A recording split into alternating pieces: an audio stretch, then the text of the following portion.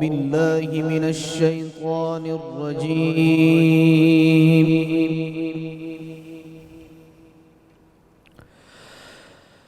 بسم الله الرحمن الرحيم.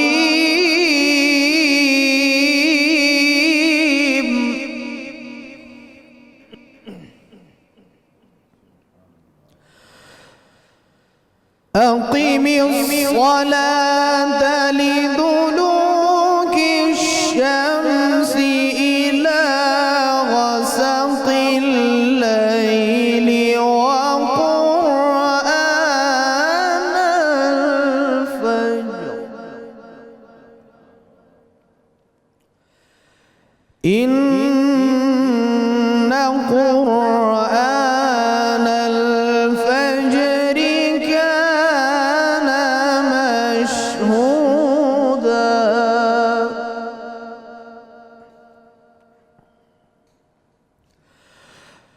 ومن الليل فتهجد به نافلة لك عسى أن يبعثك ربك مقاما محمودا.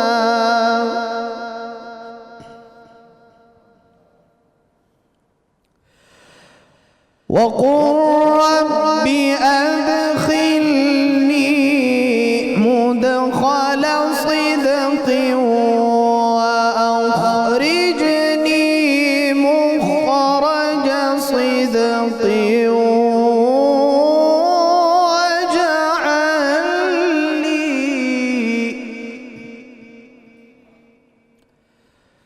واجعل لي من لدنك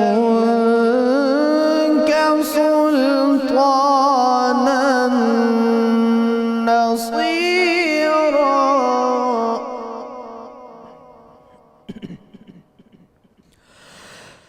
وقل رب أدخلني مدخل صدق وأخرجني مخرج صدق واجعل لي من لدنك سلطانا نصيرا.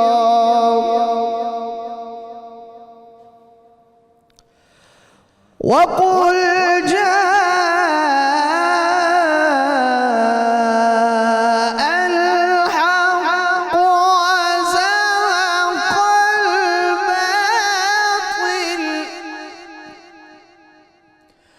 وقل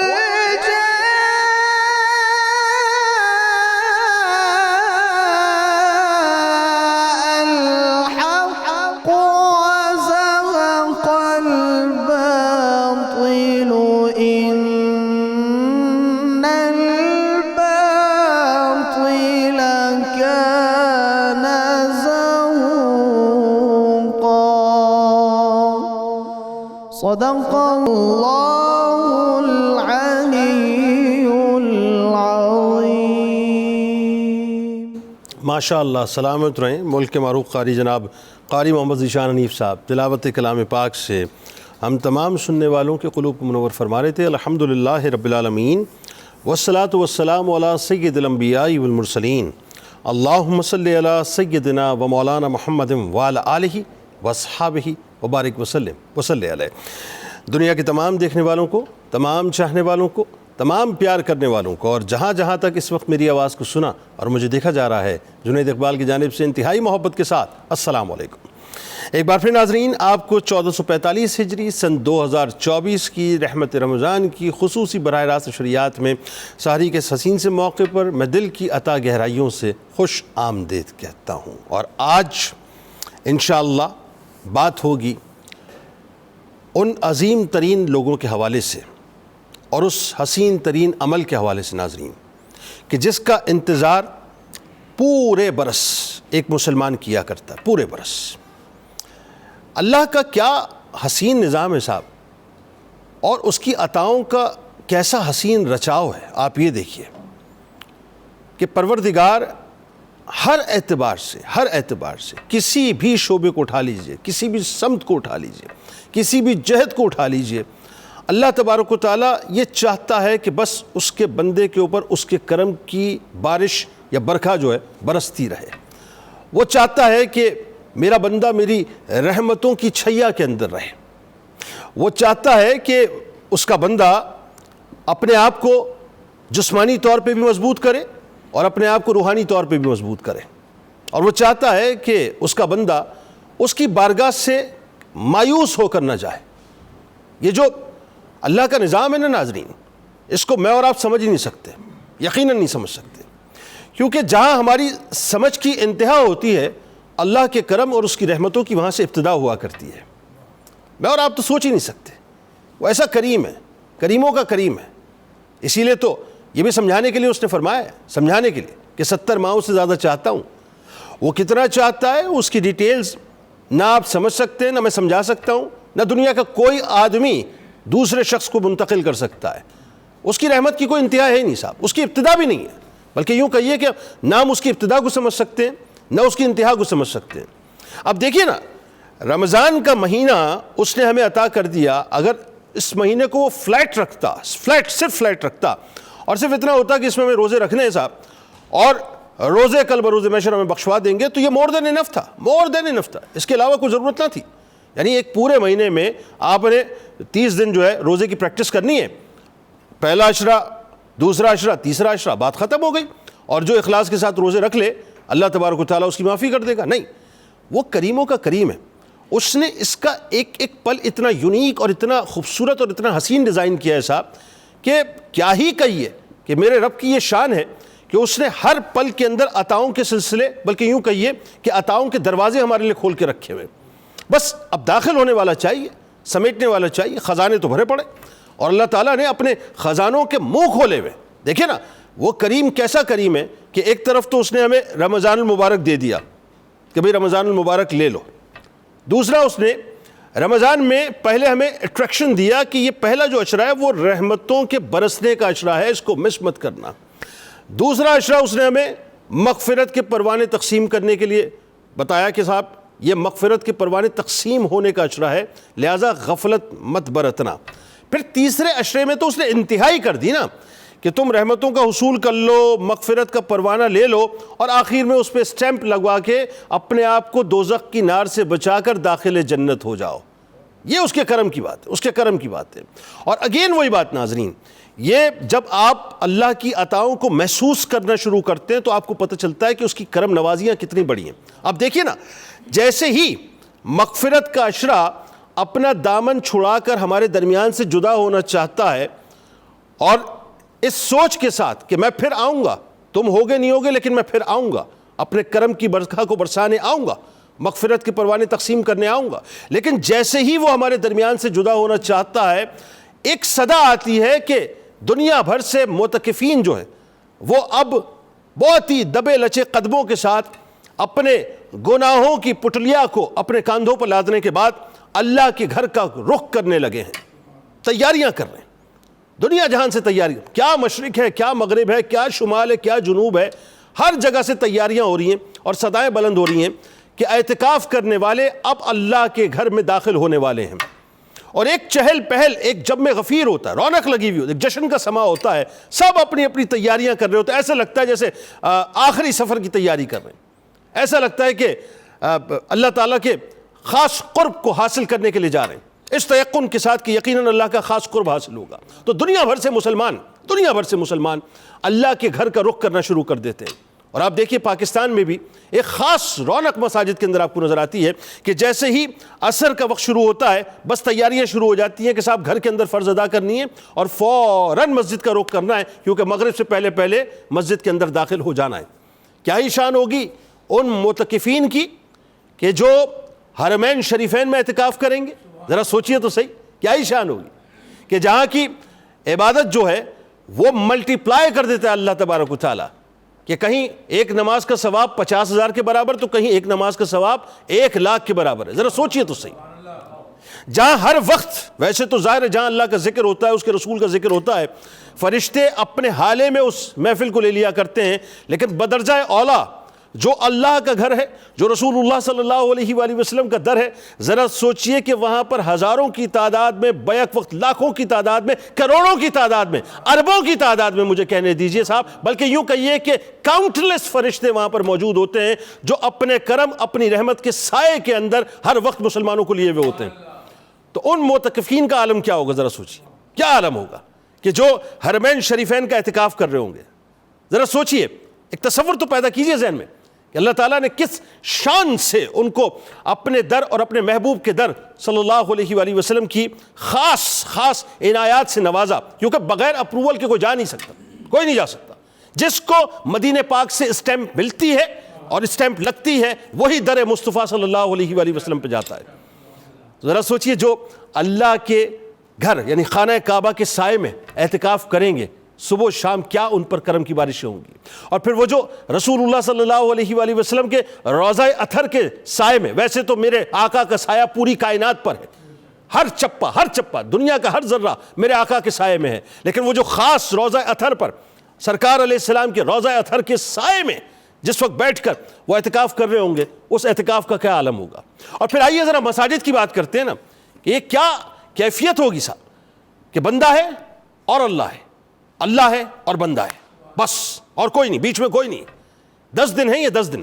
روایات میں یہاں تک آتا ہے، مجھے یاد آ گئی وہ روایت، حضرت عبداللہ ابن عباس رضی اللہ تعالیٰ عنہ سے روایت ہے، رسول اللہ صلی اللہ علیہ وآلہ وسلم نے فرمایا کہ جو شخص اللہ کی رضا کے لیے 1 دن کا اعتکاف کرتا ہے، کتنے دن کا؟ 1 دن کا اعتکاف کرتا ہے، اللہ تعالیٰ اس کے اور دوزخ کے درمیان 3 خندقوں کا فاصلہ بنا دیتا ہے، 3 خندقوں کا. اور کمال کیا ہے؟ سبحان اللہ. تو خاص صاحب اب کہیے کہ ہر ایک خندق جو ہے اس کا فاصلہ مشرق سے مغرب کے درمیان اور اس سے زیادہ لمبا ہے. جسٹ امیجن، ایسٹ اور ویسٹ، ایکسٹریم ایسٹ کی طرف چلے جائیے، ایکسٹریم ویسٹ کی طرف چلے جائیے، ایک خندق کا فاصلہ ایکسٹریم ایسٹ اور ویسٹ کے درمیان اور اس سے زیادہ اس شخص کے لیے جو 1 دن کا اعتکاف کرے اور ملٹیپلائی کرے اسے 3 سے، تو وہ 3 خندقیں بنتی ہیں، یعنی 3 ایسٹ اور 3 ویسٹ. اب ذرا سوچئے اس کو ملٹیپلائی کیجئے آپ 10 ڈیز سے تو وہ 30 خندقیں بنتی ہیں، جس کو میں اور آپ تصور ہی نہیں کر سکتے. 10 دنوں کے اندر اللہ تعالیٰ جو ہے وہ اتنا فاصلہ دوزخ اور بندے کے درمیان کر دیتا ہے. اور پھر ایک اور روایت، وہ بھی بڑی کمال روایت، بڑی ایمان افروز ہے، کہ اعتکاف کرنے والا گناہوں سے محفوظ رہتا ہے. بھائی دیکھیں نا، آپ اللہ کی بارگاہ میں موجود ہیں، یہ غلاظت آپ کے ہاتھ میں نہیں ہے نا، یہ غلاظت ویسے نہیں ہے، مطلب ویسے تو ہوتی ہے لوگوں کے پاس ظاہر اپنے کام کے لیے استعمال، لیکن جس طرح سے یہ غلاظت ہمیں اس وقت تنگ کرتی ہے حریری پردوں کے پیچھے، کمروں کے اندر، بیڈ رومز کے اندر، اس طرح سے تو یہ تنگ نہیں کرتی نا، تو یہ غلاظت آپ سے دور ہو گئی. اچھا جی، آپ کے پاس کاروبار کی بھی کوئی مصروفیت نہیں، آپ کی جاب بھی نہیں ہے، فضول کی رات کی ہوٹلنگ بھی نہیں ہے، گیتھرنگز بھی نہیں ہے، کسی قسم کا کوئی کام نہیں ہے، تو حدیث پاک نے 1450 برس پہلے بتلا دیا کہ اعتکاف کرنے والا گناہوں سے محفوظ رہتا ہے اور اس کے لیے ان ساری نیکیوں کا ثواب بھی جاری کر دیا جاتا ہے. سبحان اللہ. تو اب نکلے گی جو اگلا جملہ ہے میرے سرکار کا، کہ جو اس طرح کے وہ لوگ بجا لاتے ہیں جو اعتکاف میں نہیں ہیں، یعنی اس کا مطلب یہ ہے کہ جو معتکف اللہ کی بارگاہ میں اپنے دامن کو پسار کے بیٹھ گیا اور اپنے رب سے رجوع کرنے کے لیے بیٹھ گیا، اللہ تبارک و تعالیٰ اس پر کرم کی چھیاں یہ برساتا ہے، یا کیوں کہیے کہ کرم کی می اس طرح سے برساتا ہے کہ جتنے مسلمان جتنی نیکیاں کر رہے ہوں گے مسجد کے باہر، اللہ تبارک و تعالیٰ ان کا کل اس کو عطا کر دے گا. دیکھیں نا کیسی بات ہے، یہ اس کریم کے فیصلے دیکھیں کیسے، اس کی رحمت کیسی برستی ہے کہ آپ تو ایک سنگل پرسن جو ہے اپنی محنت کر رہے ہیں، آپ کو کیا معلوم کہ اللہ تعالیٰ نے وہ جو اکاؤنٹ آپ کے پیچھے کھولا ہوا ہے نا، وہ اکاؤنٹ جس کے بارے میں آپ کو پتہ ہی نہیں ہے کہ یہ اکاؤنٹ نمبر کیا ہے. ہوتا ہے نا اپنے اکاؤنٹ کے بارے میں آپ کو پتہ ہوتا ہے نا کہ میرا اکاؤنٹ نمبر یہ ہے، آپ کو پتہ ہی نہیں ہے کہ اکاؤنٹ نمبر کیا ہے. ہاں یہ پتہ ہے کہ کس بینک میں، وہ بینک اللہ کا ہے. اس بینک کے اندر آپ کو یہ اندازہ ہی نہیں ہے کہ کتنا نیکیوں کا اماؤنٹ اللہ تعالیٰ نے کریڈٹ کر دیا ہے.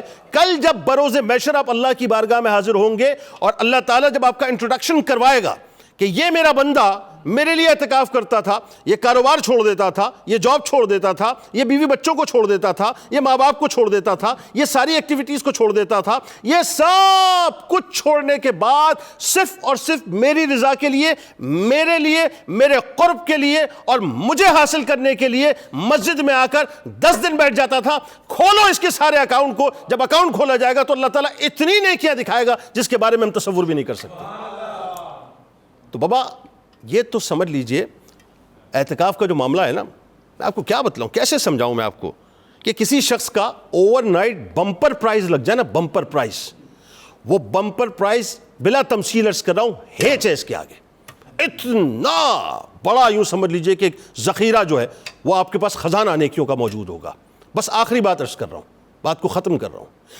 اعتکاف کرنے والے کو بس اس بات کا صرف لحاظ کرنا ہے کہ جیسے آپ بلا تمثیل اگین کوئی بہت بڑا آدمی آپ کو بلائے, آپ کیسا اہتمام کر کے جاتے ہیں, اپنے آپ کو بڑا ویل ڈریس کر کے جاتے ہیں, مینٹین کر کے جاتے ہیں, پروٹوکول کا خیال کرتے ہیں, زبان سے کوئی غلط جملہ نہ نکل آئے, اٹائر اچھا ہونا چاہیے, باڈی پاسچر اچھا ہونا چاہیے, گفتگو اچھی ہونی چاہیے, قرینہ اور سلیقہ ہونا چاہیے, بے ادبی نہ ہو جائے, شو پالش ہونے چاہیے, کپڑے بالکل استری والے ہونے چاہیے. ایسا ہی ہے نا, ایسا یہ میں صرف سمجھانے کے لیے کہہ رہا ہوں بلا تمثیل.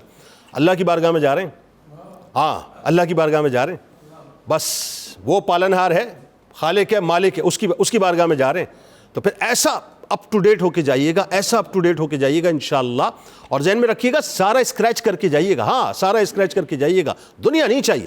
10 دن اس کو دے دیجئے, آپ اس کو اپنے 10 دن دے دیں, وہ آپ کو کیا کیا دے دے گا آپ اس کا تصور بھی نہیں کر سکتے. آغاز کرتے ہیں. ہمارے ساتھ اس وقت جو شخصیات موجود ہیں یقیناً کسی تعارف کے محتاج نہیں. پہلی شخصیت ممتاز عالم دین ہے, ہمارے بزرگ جناب پروفیسر محمد سعید احمد خان صاحب تشریف فرمائیں.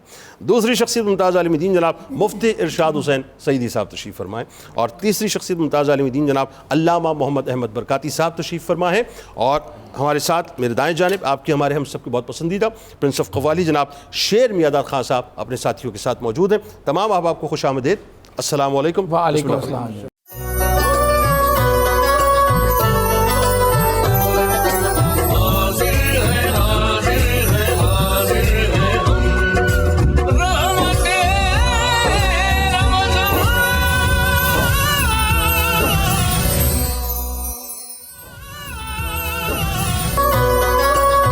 جناب ایک بار پھر آپ کو خوش آمدید. 1445 ہجری سن 2024 کی رحمت رمضان خصوصی براہ راست نشریات آغاز کرتے ہیں. آج آپ کو انشاءاللہ جو اعتکاف کے بنیادی طور پر فضائل ہیں, اس کے مسائل ہیں, اس کے احکامات ہیں, وہ آپ کو بتلائیں گے. لیکن میری گزارش ہے آپ نے ہمارے ساتھ ایک تو جڑے رہنا ہے, اور دنیا میں آپ کہیں بھی بستے ہو ایک ٹیلی فون کال کیجئے. جو سوال آپ اعتکاف سے متعلق کرنا چاہتے ہیں یقیناً علماء کرام اس کا جواب آپ کو دیں گے. میرا خیال ہے سب سے پہلے جو ہے وہ پروفیسر صاحب آغاز اس بات سے کیجئے, اور ظاہر تمام سننے والے جو ہیں وہ اس بات کو سمجھنا چاہتے ہیں جو اعتکاف کی اہمیت ہے, اعتکاف کسے کہتے ہیں, اس کے بارے میں بتائیے. اور قرآن جو اس کے فضائل بیان کرتا ہے, اور اگین وہی بات اعتکاف کیا کیوں جاتا ہے, یہ بھی ذرا ابتدا میں لوگوں کو سمجھائیے, فرمائیے. بسم اللہ الرحمن الرحیم. اللہم صلی علی محمد وعلی آل محمد وبارک وسلم. بہت شکریہ محترم جنید اقبال صاحب, آپ نے ابتدائیے میں جتنے خوبصورت انداز میں اہل ایمان کو اعتکاف کی عظمتوں کی طرف توجہ دلائی. جزاک اللہ. آپ ہی کی بات کو آگے بڑھاتے ہوئے صرف اتنا عرض کروں گا کہ اعتکاف کے لفظی معنی تو ہیں رک جانا, ٹھہر جانا. واہ. لیکن شرعی اصطلاح میں یہ کہا جاتا ہے کہ عبادت کی نیت سے روزے کی حالت میں جا کر اپنے آپ کو اللہ کے دروازے پر گرا دینا, یہ ہے اعتکاف. سبحان اللہ, سبحان اللہ. اب اعتکاف کی اس عظمت کو سمجھنے کے لیے جن باتوں کو جاننا ضروری ہے وہ یہ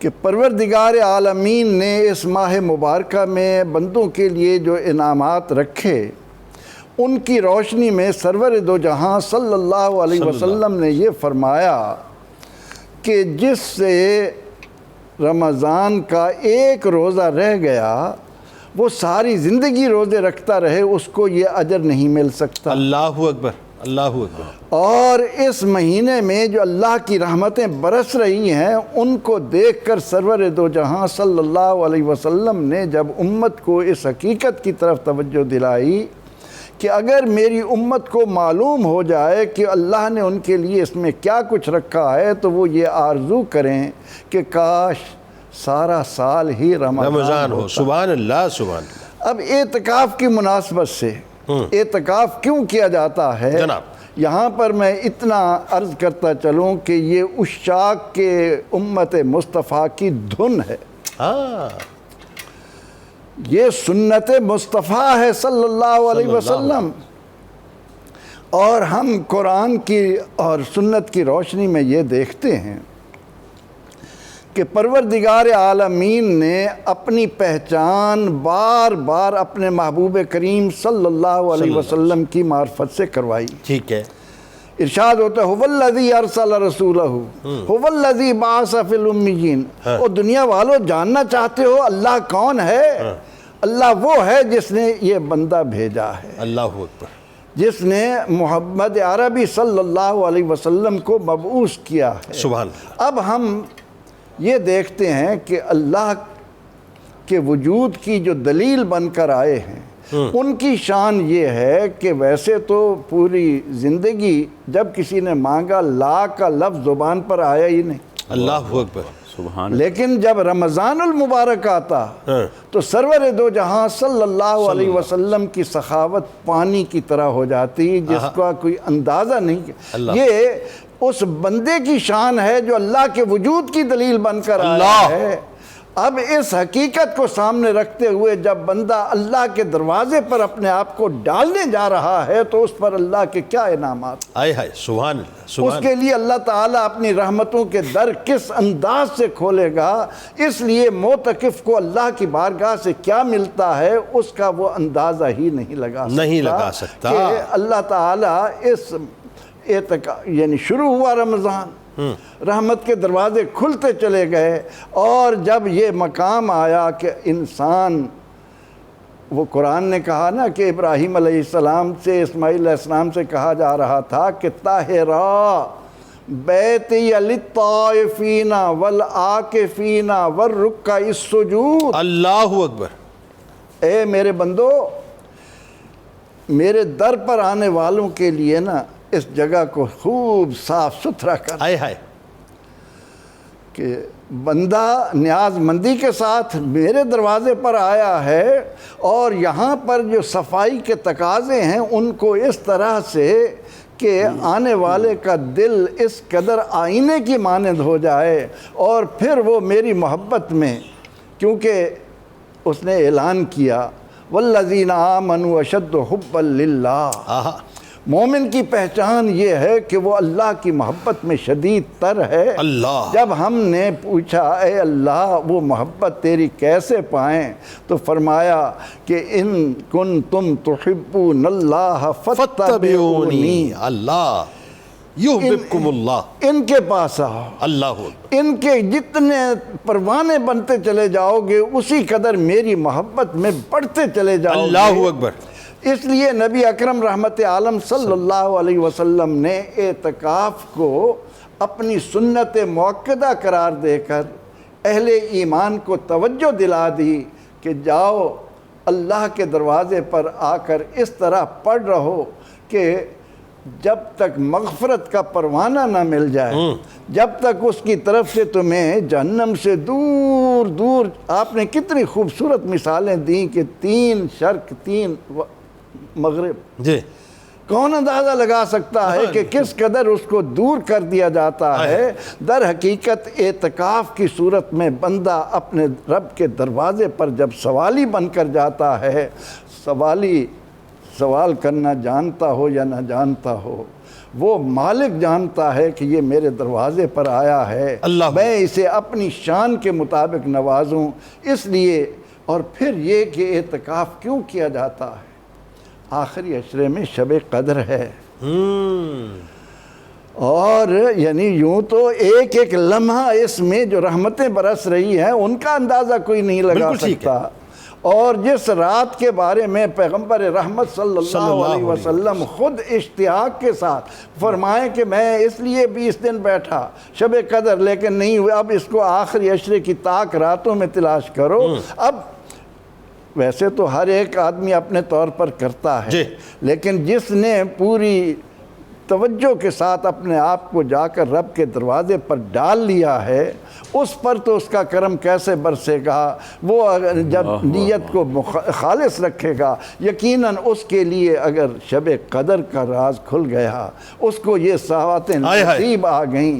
اس لیے اعتکاف کیوں کرتے ہیں؟ اس کے دروازے پر جا کر اپنی حیثیت بھی جانتے ہیں اور سوالی بن کر اس سخی سے مانگتے بھی ہیں، اور جب انسان اس سے باہر آتا ہے کیا کیا انعام کیا اور اگین وہی بات، انسان جب اپنے آپ کو پوری دنیا سے ڈیٹیچ کر کے اللہ کی بارگاہ سے اٹیچ کر دیتا ہے تو یہ اٹیچمنٹ جو ہے اس کو یقیناً دنیا میں بھی کام آتی ہے، آخرت میں بھی کام آئے گی۔ اچھا بھائی، ذرا تھوڑا سا لوگوں کو ذرا سمجھائیں، انبیاء کرام علیہم السلام ظاہر ہے ٹاپ آف دا لائن ہستیاں اس کائنات کی، اور ان میں بھی امام الانبیاء، تمام انبیاء کرام کے تاج۔ آپ ذرا انبیاء کرام اور ان کے اعتکاف کے بارے میں بتلائیے، اور دوسرا ظاہر جو عبادات اگر ذکر کہیں ملتا ہے، کیا عبادات کرتے تھے انبیاء کرام علیہم السلام، اور بالخصوص امام الانبیاء کے بارے میں تو ظاہر بتلائیے۔ جی بہت شکریہ جنید بھائی، اعتکاف کا ذکر مبارک جاری ہے، اور بہت خوبصورت انداز میں آپ نے بھی بہت موٹیویشنل گفتگو کی، اور بہت خوبصورت پیغام تھا، جاندار پیغام تھا، اور قبلہ پروفیسر صاحب نے بھی اس کی غرض و غایت کے حوالے سے قرآن مجید کی روشنی میں بہت جامع طور پر بیان فرمایا۔ دیکھیے، میں اس ضمن میں یہ عرض کرنا چاہتا ہوں کہ اعتکاف جو ہے یہ اللہ تبارک و تعالیٰ نے خلوت نشینی کی ایک شکل امت محمدی صلی اللہ علیہ وسلم کے اندر رکھ دی ہے کہ کبھی ایسا بھی کرو کہ وَتَبَتَّلْ إِلَيْهِ تَبْتِيلًا، دنیا سے کٹ جاؤ اور مجھ سے جڑ جاؤ۔ کیونکہ انسان کو فطری طور پر اللہ نے ایسا بنایا ہے کہ وہ دنیا کے اندر مشغول رہتا ہے، اس کی آنکھ کچھ دیکھتی ہے، وہ اس میں انگیج ہو جاتی ہے، کان کچھ سنتے ہیں، وہ اس میں مصروف رہتے ہیں، کام کاج ہیں، ضروریات ہیں، جسمانی تقاضے ہیں، تو مصروف رہنا، مشغول رہنا یہ انسان کی ضرورت بھی ہے، اس کی فطرت بھی ہے۔ لیکن رب کو پانا ہے تو پھر اپنے آپ میں اور اپنے اندر جھانکنا پڑتا ہے، اور اس جھانکنے کے لیے خلوت ضروری ہے، تنہائی ضروری ہے۔ اس لیے حضور نبی اکرم صلی اللہ علیہ وسلم کو بھی یہ اللہ تبارک و تعالیٰ نے فرمایا وَتَبَتَّلْ إِلَيْهِ تَبْتِيلًا، کہ آپ اللہ کی طرف ایسے راغب ہو جائیں کہ جیسے دنیا سے کٹ جائیں۔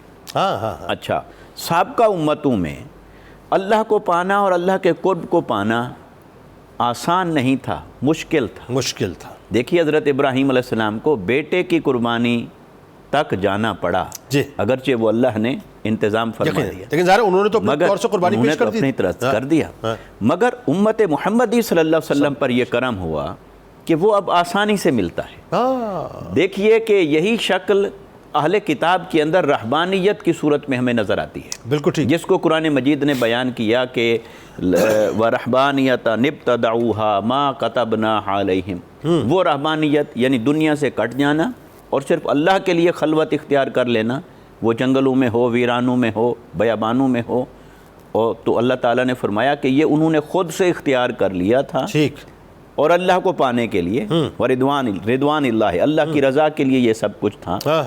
تو اللہ کو پانے کے لیے وہ یہ کچھ کرتے تھے، اور پھر بھی اس کی مرضی ملے یا نہ ملے، لیکن ہمارے لیے کہہ دیا لا رہبانیت فی الدین، امت محمدی صلی اللہ علیہ وسلم پر یہ کرم فرما دیا، فرمایا چلو سال بھر نہیں، اس مہینے میں، اور اس مہینے میں پورا مہینہ نہیں، صرف 10 دن آ کے دنیا سے پوری طرح کٹ کے بھی نہیں، مگر کچھ نہ کچھ اپنی مصروفیات کو سمیٹ کر بس میرے دروازے پر سائل بن کے بیٹھ جاؤ، میں بھی ملوں گا، میری نعمتیں بھی ملیں گی، میرے انعامات بھی ملیں گے۔ واہ، کیا بات، کیا بات۔ اور چونکہ اس کا جو بنیادی مقصود ہے وہ لیلۃ القدر کی تلاش ہے، جیسا کہ ہمیں آقا علیہ السلام کی سنت سے اس کا ملتا ہے، یعنی اس کا جو کرکس ہے وہ یہ ہے، ہاں، لیکن اس کا مقصود بھی چونکہ اللہ کو پانا ہے، ٹھیک ہے، یعنی لیلۃ القدر کو پانا یہ اس کا مقصد ہے۔ پھر اس کا مقصد کیا ہے کہ لیلۃ القدر کو جب پا لیا تو رب کی رضا کو پائیں، رب کے قرب کو پائیں، اپنی مغفرت اور توبہ کی طرف آئیں، تو لہٰذا الٹیمیٹلی تو مقصود وہی ہے، لیکن لیلۃ القدر کے ذریعے سے وہ ملتا ہے تو وہ ایک اہم رات ہے فضیلت والی۔ اب جب ہمیں اس کو اس تناظر میں ہم دیکھتے ہیں تو ہمیں انبیاء کرام کا بھی ایک بڑا خاص اس میں عمل مبارک نظر آتا ہے۔ ایک تو جیسا کہ قبلہ پروفیسر صاحب نے ذکر فرمایا، حضرت ابراہیم اور حضرت اسماعیل علیہ السلام کو بیت اللہ شریف کی اس تعمیر نو کے بعد اللہ تعالیٰ نے خود حکم دیا کہ انطہر بیتی للطائفین والعاکفین والرکع السجود، کہ میرے گھر کو صاف ستھرا کر دو۔ ٹھیک ہے، حالانکہ صاف ستھرا تو تھا، اسے طاہر کر دو، حالانکہ طاہر تو تھا، طہارت پر تھا، مگر یہ کہ ایسا انتظام اور ماحول بنا دو کہ جو آنے والوں کے لیے رغبت کا باعث بنے۔ ٹھیک ہے، اور فرمایا کہ اعتکاف کرنے والوں کے لیے رغبت کی طرف آؤ۔ اچھا، یہ وہاں ملتا ہے، رہبانیت کا ذکر بھی ملا۔ اب آقا علیہ السلام کی سنت سے ہمیں اس کی طرف کیا ملتا ہے؟ آقا علیہ السلام نے یہ اعتکاف ہمیشہ فرمایا، ٹھیک، اور ایک رمضان المبارک میں آپ سے چھوٹ گیا کسی مصروفیت کے پیش نظر تو آپ نے اگلے رمضان المبارک کے اندر 20 دن کا اعتکاف 20 دن کا، اور ایک رمضان المبارک میں تو ایسا ہوا، آپ کا عمل مبارک ملتا ہے ام المومنین حضرت عائشہ صدیقہ رضی اللہ تعالیٰ عنہ سے بھی، دیگر روات سے بھی ملتی ہے بات کہ آقا علیہ السلام نے رمضان شروع ہوتے ہی اعتکاف فرمایا۔ جی، پھر جب 10 دن ہو گئے تو آقا علیہ السلام نے اپنے خیمہ انور سے اپنا سر انور نکال کر تو باہر صحابہ کرام کو مخاطب ہو کر فرمایا کہ میں اس لیلۃ القدر کی تلاش میں بیٹھا تھا، لیکن مجھے بتانے والے نے بتایا ہے کہ وہ اگلے عشرے میں ہے، تو میں اس کو کنٹینیو کرتا ہوں، تو جو میرے ساتھ بیٹھے ہیں تم بھی اس کو جاری رکھو، کنٹینیو کرو۔ پھر دوسرا عشرہ جاری رہا، حتیٰ کہ دوسرے عشرے کے اختتام پر پھر اسی طرح آقا علیہ السلام نے یہی عمل مبارک فرمایا۔ فرمایا مجھے بتانے والے نے بتایا ابھی آگے ہے، لہذا منزل ابھی آگے ہے، تو آخری عشرے کی طاق راتوں کے اندر ہے، تو میں بھی جاری رکھتا ہوں اعتکاف، تم بھی میرے ساتھ جاری رکھو۔ سر اس میں تو ایک بڑا لطیف نقطہ سامنے آ گیا، سبحان اللہ، کہ سرکار علیہ السلام نے رہتی دنیا تک امتیوں کے لیے خود مشقت برداشت کر کے پہلے اس کو تلاش کر لیا کہ وہ کس عشرے کے اندر ہے، تاکہ اب یہ کنفیوژن بھی ختم ہو اور محنت بھی ختم ہو جائے امتیوں کی۔ دیکھیں نا، امتیوں کی محنت ختم کر دی نا میرے سرکار نے، تو مغز نچوڑ کے تو امت کے اللہ اکبر، یہ کتنی بڑی بات ہے۔ اور اس لیے قرآن نے کہا حریص علیکم بالمؤمنین رؤوف رحیم، کہ نبی مکرم کی شان یہ ہے کہ وہ تمہارے لیے حریص ہیں، وہ چاہتے ہیں کہ ساری خیر اور بھلائی رب سے لے کر تمہاری جھولی میں ڈال دیں۔ اچھا، پھر اسی طرح آقا علیہ السلام کی عمل مبارک میں ہمیں یہ بھی ملتا ہے کہ جب آپ اعتکاف فرماتے تھے تو آپ ایسے چلتے چلتے کسی مریض کی عیادت بھی فرما دیتے تھے۔ اچھا، حتیٰ کہ ام المومنین حضرت عائشہ صدیقہ رضی اللہ تعالیٰ عنہ فرماتی ہیں آقا علیہ السلام کے اعتکاف مبارک کے بارے میں کہ ایسا بھی ہوتا تھا کہ آپ سر انور میری گود میں کرتے، میں باہر ہوتی مسجد کے پریمیسز سے باہر، آپ کا حجرہ مبارک متصل تھا، اور میں آقا علیہ السلام کو کنگھی کیا کرتی تھی یا آپ کے بال مبارک دھویا کرتی تھی۔ تو یعنی یہ بھی آقا علیہ السلام کے اعتکاف کی ہمیں صورت اور اعتکاف کی تعلیمات کے اندر یہ چیزیں ملتی ہے۔ آخری بات اس میں حضرت مریم علیہ السلام کا تذکرہ کرنا بھی ضروری ہے، کیونکہ جیسے اعتکاف مردوں کا ہے ایسے اعتکاف عورتوں کا بھی ہے۔ عورتوں کے اعتکاف پہ کھل کے آگے میں نے بات، مگر یہ کہ یہ جو مقربین کے اعتکاف کے ضمن میں مریم علیہ السلام کا جو تذکرہ آتا ہے اس ضمن میں، وہ دیکھیے کہ ان کو ان کی والدین نے منت مانی تھی کہ اللہ کی بارگاہ میں وقف کر دیں گے۔ اب ولادت ہوئی تو بیٹی تھی، تو سوچنے لگے بیٹی کو کیسے وقف کریں، تو اللہ نے فرمایا یہی تو میری منشا ہے۔ تو آپ کو جب محراب کے اندر وقف کیا اور حضرت زکریا علیہ السلام کی سرپرستی میں بیٹھی، تو ان کے اس اعتکاف اور خلوت نشینی کا ثمر یہ تھا کہ صبح شام ان کے پاس غیب سے اللہ کی بارگاہ سے پھل آتے، میوے آتے، رزق آتے، اور حضرت زکریا علیہ السلام وہاں دیکھتے اور جا کر پوچھتے انا لک ھذا، یہ کہاں سے آئے پھل تیرے پاس، ان کا تو موسم بھی نہیں ہے، وقت بھی نہیں ہے، کہاں سے آئے؟ تو وہ عرض کرتے ہیں کہ یہ اللہ کی جانب سے آئے ہیں۔ تو جب انہوں نے یہ دیکھا کہ یہ بے موسم پھل یہاں پڑے ہیں اس جگہ پر، انہوں نے وہیں کھڑے ہو کر، بڑھاپا تھا، دعا مانگی کہ بری تعالیٰ اگر یہاں بے موسم پھل دے سکتا ہے تو بے موسم سے ہی بڑھاپے میں بیٹا بھی تو دے سکتا ہے۔ دعا مانگی اور اللہ نے قبول فرمائی۔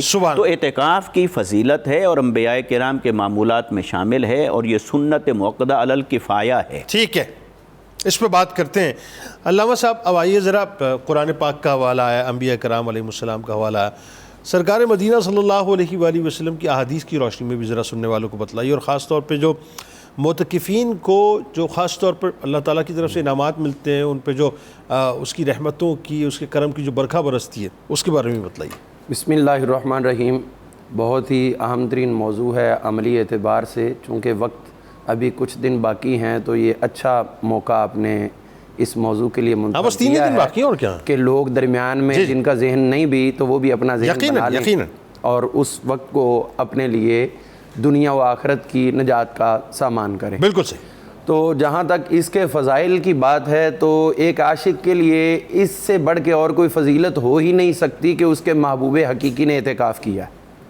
سب سے بڑی فضیلت ہی یہ ہے کہ حضور علیہ السلام نے بذات خود اعتکاف کر دیا. اب اس کے علاوہ کوئی نہ بھی ہو تو یہی ایک کافی ہے. یہ ایک فضیلت. لیکن اس کے باوجود آقا کریم علیہ السلام کی حیات طیبہ سے ہمیں بہت سے آپ کی زبان فیض ترجمان سے فضائل و مناقب ملتے ہیں. تو ان کو دیکھتے ہوئے بندے کا دل جو ہے وہ اس جانب چلا جاتا ہے کہ واقعی جو حضور صلی اللہ تعالیٰ علیہ وآلہ وسلم نے ہمارے لیے انتخاب فرمایا ہے اپنی عنایات کا تو یقیناً ہمیں اس میں سے حصہ سمیٹنا چاہیے. نبی کریم علیہ السلام ارشاد فرماتے ہیں, حضرت ام المومنین سیدہ عائشہ صدیقہ طیبہ طاہرہ رضی اللہ عنہا اس کی راویہ ہیں, آپ فرماتے ہیں کہ من اعتکف عشرن, جس نے 10 دن کا اعتکاف کیا تو نبی کریم علیہ السلام ارشاد فرماتے ہیں غفر لہ ما تقدم من ذنبہ, اس سے پہلے کہ اللہ تعالیٰ اس کے سارے گناہ معاف فرمائے. اللہ. امام دہلوی نے اس کو نقل فرمایا. اسی طرح جو اس کے فضائل کے حوالے سے حضرت امام علی مقام سیدنا امام حسین پاک رضی اللہ تعالیٰ عنہ, آپ نے کیا خوب حضور علیہ السلام کا فرمان علی شان نقل کر کے ہمیں عطا کیا ہے. آپ فرماتے من اعتکف یومن, جو شخص بھی 1 دن کا اعتکاف کرے اور پھر 10 دن کا ہو تو عاشرن فی رمضان, رمضان المبارک کے 10 دن والا اعتکاف, وہ 1 دن کا نفلی بنے گا, یہ مسنون بنے گا. فرمایا جو 10 دن کا اعتکاف کرے گا اس کے لیے کیا ہے, کان لہو کا حجتین و عمرتین, اس کو 10 دن کا اعتکاف مقبول اس کے بدلے میں یوں سمجھ لے کہ اللہ تعالیٰ نے 2 حج اور 2 عمروں کا ثواب عطا. اللہ اکبر. یہ اس کی کس قدر بڑی فضیلت ہے. اللہ اکبر. حج کرنے گئے, پیسہ خرچ کر کے آئے, 1.25 مہینہ 1.5 مہینہ لگ گیا اور ادھر کی مشقت بھی اٹھائی. اب خدا جانے وہ قبول ہے کہ نہیں, وہ مالک حقیقی ہے, وہ تو کرم کرتا ہے. لیکن بعض دفعہ ہو سکتا ہے کہ جن پیسوں سے گئے وہ پیسے کوئی اس کے اندر شائبہ حرام ہو یا کوئی اور وجہ ہو, قبول ہے کہ نہیں. لیکن جب اعتکاف آپ نے صمیم قلب سے کر لیا تو یہ گارنٹی دے دی گئی کہ 1 حج نہیں, 1 عمرہ نہیں, 2 حج اور 2 عمرے مقبول کا ثواب ملے. سبحان اللہ. تو یہ اس کی بہت بڑی فضیلت ہے. اسی طرح حضور صلی اللہ تعالیٰ علیہ وآلہ وسلم کا وہ مشہور فرمان علی شان جو امام طبرانی نے المعجم الاوسط کے اندر درج فرمایا ہے, حضور علیہ السلام نے ارشاد فرمایا کہ جو شخص بھی ان 10 دنوں کا اعتکاف کر لیتا ہے اس کے اور اعتکاف کرنے والے اور جہنم کے درمیان 3 خندقوں کا فاصلہ پیدا کر دیتا ہے. یہ کسی عام بندے کا فرمان نہیں ہے, خود حضور علیہ السلام کا اپنا فرمان ہے. اور کنز العمال کے اندر شیخ علی المتقی الہندی رحمۃ اللہ تعالی علیہ نے اس کو بہت خوب انداز میں بیان فرمایا جلد نمبر 8 کے اندر. اس کے علاوہ حضور صلی اللہ تعالیٰ علیہ وآلہ وسلم نے جو ارشاد فرمایا کہ 1 دن کا اعتکاف کرنا بھی عام, اس کے لیے تو یہ ہے کہ اس کے لیے اب 3 دن کی تو ہو گئی 3 خندقوں کی, لیکن 1 دن کا جو نفلی اعتکاف ہے وہ 1 دن کا بھی اس کے لیے 1 مشرق اور مغرب کے درمیان کا جہنم سے دوری کا فاصلہ بنتا ہے. تو اگر 10 دن کا یہ بنا ہے تو پھر یہ کہنا چاہیے کہ وہ 10 مرتبہ جتنی خندقیں بنے گی مشرق سے مغرب, اللہ تعالیٰ ایک اعتکاف کی برکت سے ان کو اتنا دور فرمائے. اللہ اکبر. اور اس کے فضائل و مناقب سمیٹنے چاہیے مساجد کی انتظامیہ کو. کئی مساجد کی انتظامیہ جو ہے وہ اس سے پس و پیش کرتے ہیں یا توجہ نہیں کر پاتے, جو آنر بنتا ہے وہ دے نہیں پاتے.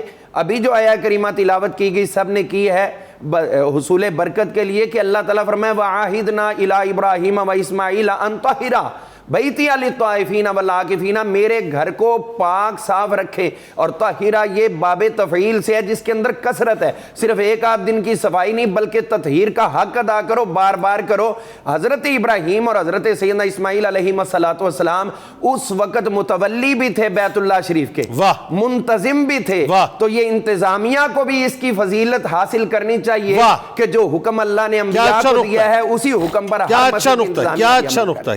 تو یہ ان کے لیے انتظامیہ کے لیے گھر بیٹھے ہوئے یہ فضائل و مناقب کی بات ہو گئی۔ حضور صلی اللہ تعالی علیہ وسلم نے اس ضمن میں مزید ہماری رہنمائی کرتے ہوئے ہمیں ارشاد فرمایا، اعتکاف کی طرف متوجہ کرتے ہوئے کہ حضور علیہ الصلوۃ والسلام ارشاد فرماتے کہ اعتکاف کرنے والا جب اعتکاف کے اندر موجود ہوتا ہے تو کعامل الحسنات، اس کی حیثیت یہ ہو جاتی ہے کہ جیسے ایک ایک لمحہ اس نے نیکیاں کرتے ہوئے گزار دیا۔ سبحان اللہ۔ اب آپ دیکھیے، نماز پڑھ رہے ہیں تب تک ثواب ہے جب نماز میں، روزہ رکھ رہے ہیں تب تک ثواب ہے جب روزہ میں، آپ جو بھی عمل کر رہے ہیں تب تک ثواب ہے جب اس کیفیت میں ہے، اور جب اعتکاف بیٹھے تو 10 دن اور 10 راتیں ایک ایک لمحے کا ثواب ملتا ہے۔ کیا بات، کیا تو اس سے بڑھ کے اور اس کی فضیلت اور اہمیت کیا ہوگی۔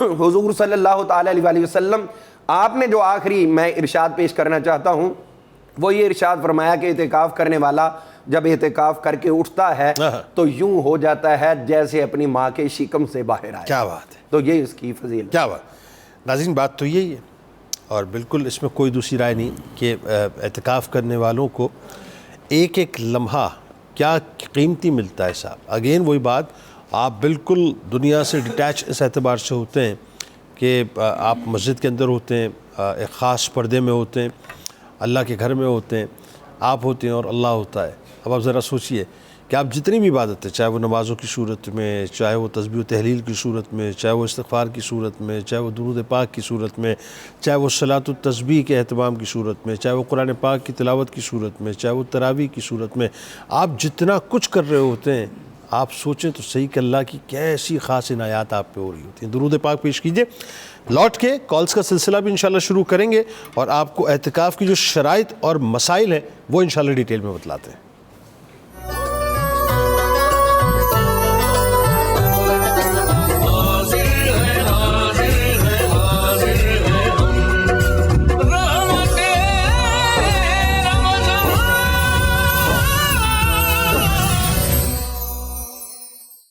اچھا جی، اب ذرا پروفیسر صاحب بات کو آگے بڑھانے سے قبل پہلے تو ناظرین دروازے بس آپ کے لیے اوپن ہیں، آئیے ہمیں جوائن کیجئے اور جو سوال آپ کرنا چاہتے ہیں علماء کرام سے یقیناً وہ آپ کو اس کا جواب دیں گے۔